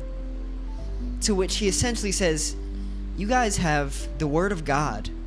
You've had the people of God, and yet it's not enough.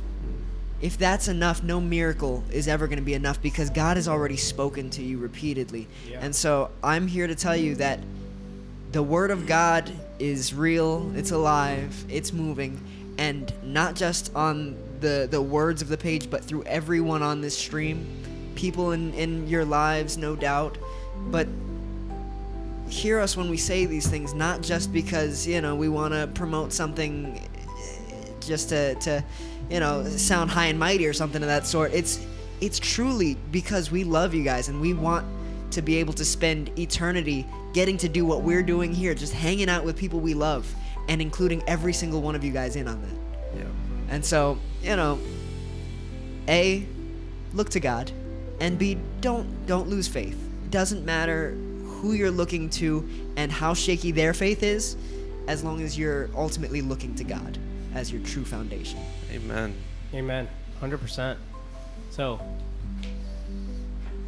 my wife and I have been doing some Bible studies on wisdom.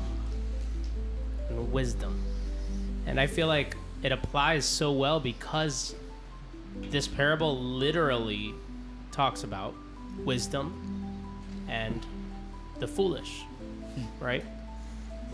So it says, the wise man who built his house on the rock, and the foolish man who built his house on the sand. So look for wisdom in God. God provides wisdom for people who ask to receive wisdom from God. We've been reading through the book of Proverbs, which strongly recommend. It's been a hard hitter, and we're only like on chapter 9.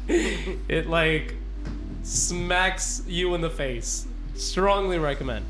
Go through the book of Proverbs, which, if you didn't know, Solomon, who is the son of King David, who dubbed the wisest man of all time, right, wrote the book of Proverbs to instruct on God's wisdom, on the wisdom of God, and to veer away from the opposite, from the wrong way.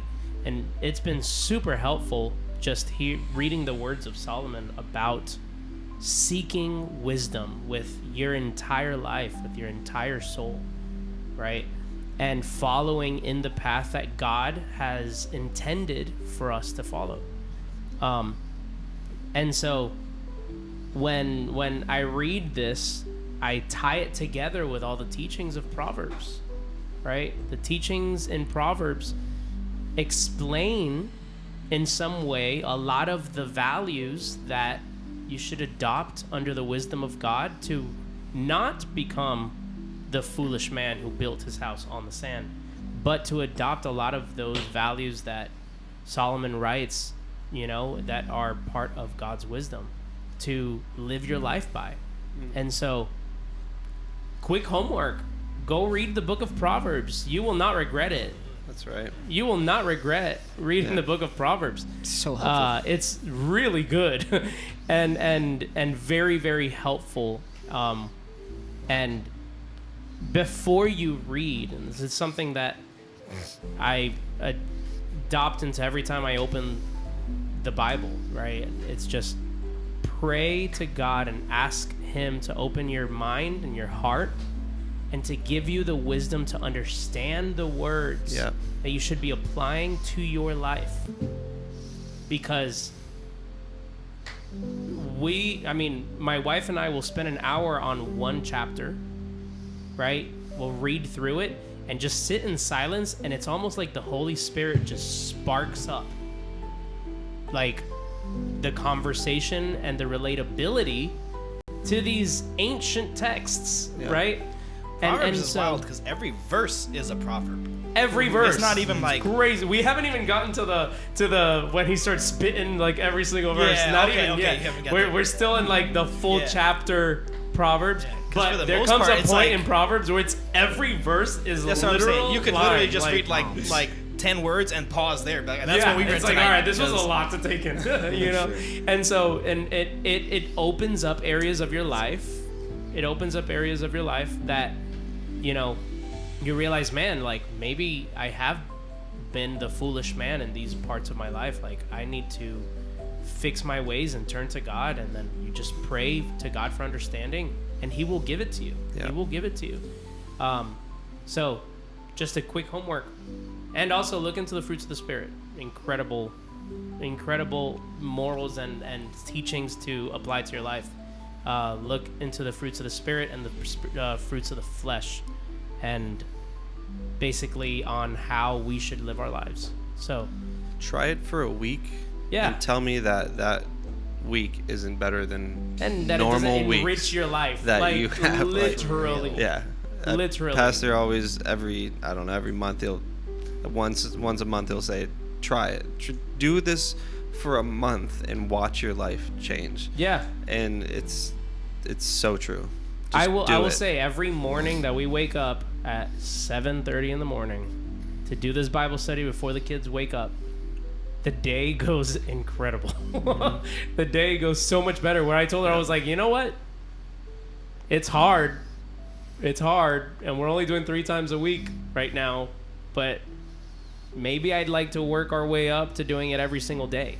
Yeah. Every day, because it's an incredible. You would just get our coffee, we go outside in the patio, and we just read a chapter and talk about it, you know, and just pray together. And it's been an incredible journey so far. It's only been a couple weeks. It's been incredible. Love that. So I want to close off. We're definitely over time, but I feel like I've learned a lot, especially during this divine inspiration, and I feel, again, like I do weekly, I feel filled with wisdom from these guys and our relationship with God and how we can sharpen each other, you know, and our perspectives and our views on just a simple text from the Bible. So aside from reading Proverbs, I recommend find you a group of friends that That's big. also have the same path, the same faith, that you guys can just meditate on a simple text and watch your life change. You'll learn. We do it once a week, and I feel like every week, hard hitter. And if you have to be the one that starts that group of friends, Start it. it's easy to round up people. Hey, do you want to better your life? I will feed you. If you come to my house, you'll get a whole group real quick. Yeah. That is a biblical teaching. Yeah, that's the way to do it. Hey, that's it. So, Tristan, would you like to close us out in prayer? I'd love to. Sounds awesome. Let's do it. Thank you, Lord God, for allowing us all to be here together. And I don't say that lightly. God, we are blessed to have such close friends and family gathered here within this room. And I'm sure somebody out there watching who we get to be able to just explore this journey together with. And so, God, it is such a joy that we get to enjoy the fruits of your labor, frankly, that you've blessed us with all that you've done, that you've been so gracious to us so as to allow us to live in this world that you've created for us out of pure love. And so, God, we are humbled at the thought of getting to not only serve you, but getting to function in that capacity with absolute perfect joy. We know that perfect love casts out fear, and God, we live good lives here, and we are so excited to get to be able to spread that to others and get to spread your love out to whoever might be willing to listen to us.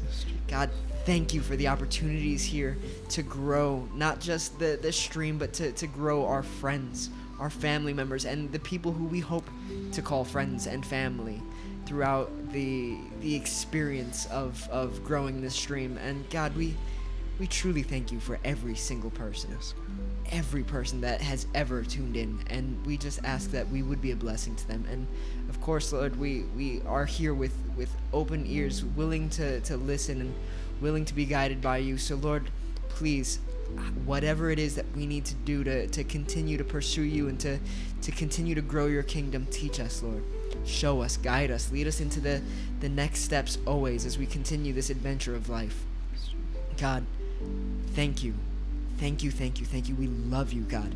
We love you for the countless blessings, the newborns in all of our lives, all of the babies all around us here at Divine Inspiration, God. We thank you for all of them. But God, we thank you because we know that you are our Father and you've raised us up in the ways that we should go. And Lord, we do not plan on departing from that for even a second. So guide us in guiding them as we continue.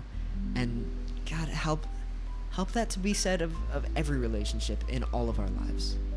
We love you, God. In Jesus' name we pray. Amen. Amen. Amen. All right. Well, and that's going to conclude episode 3 and Insight Check, talking about talking, of our second campaign, The Great Sea Song. We will see you on this adventure next week. All right? Bye-bye. Love you guys.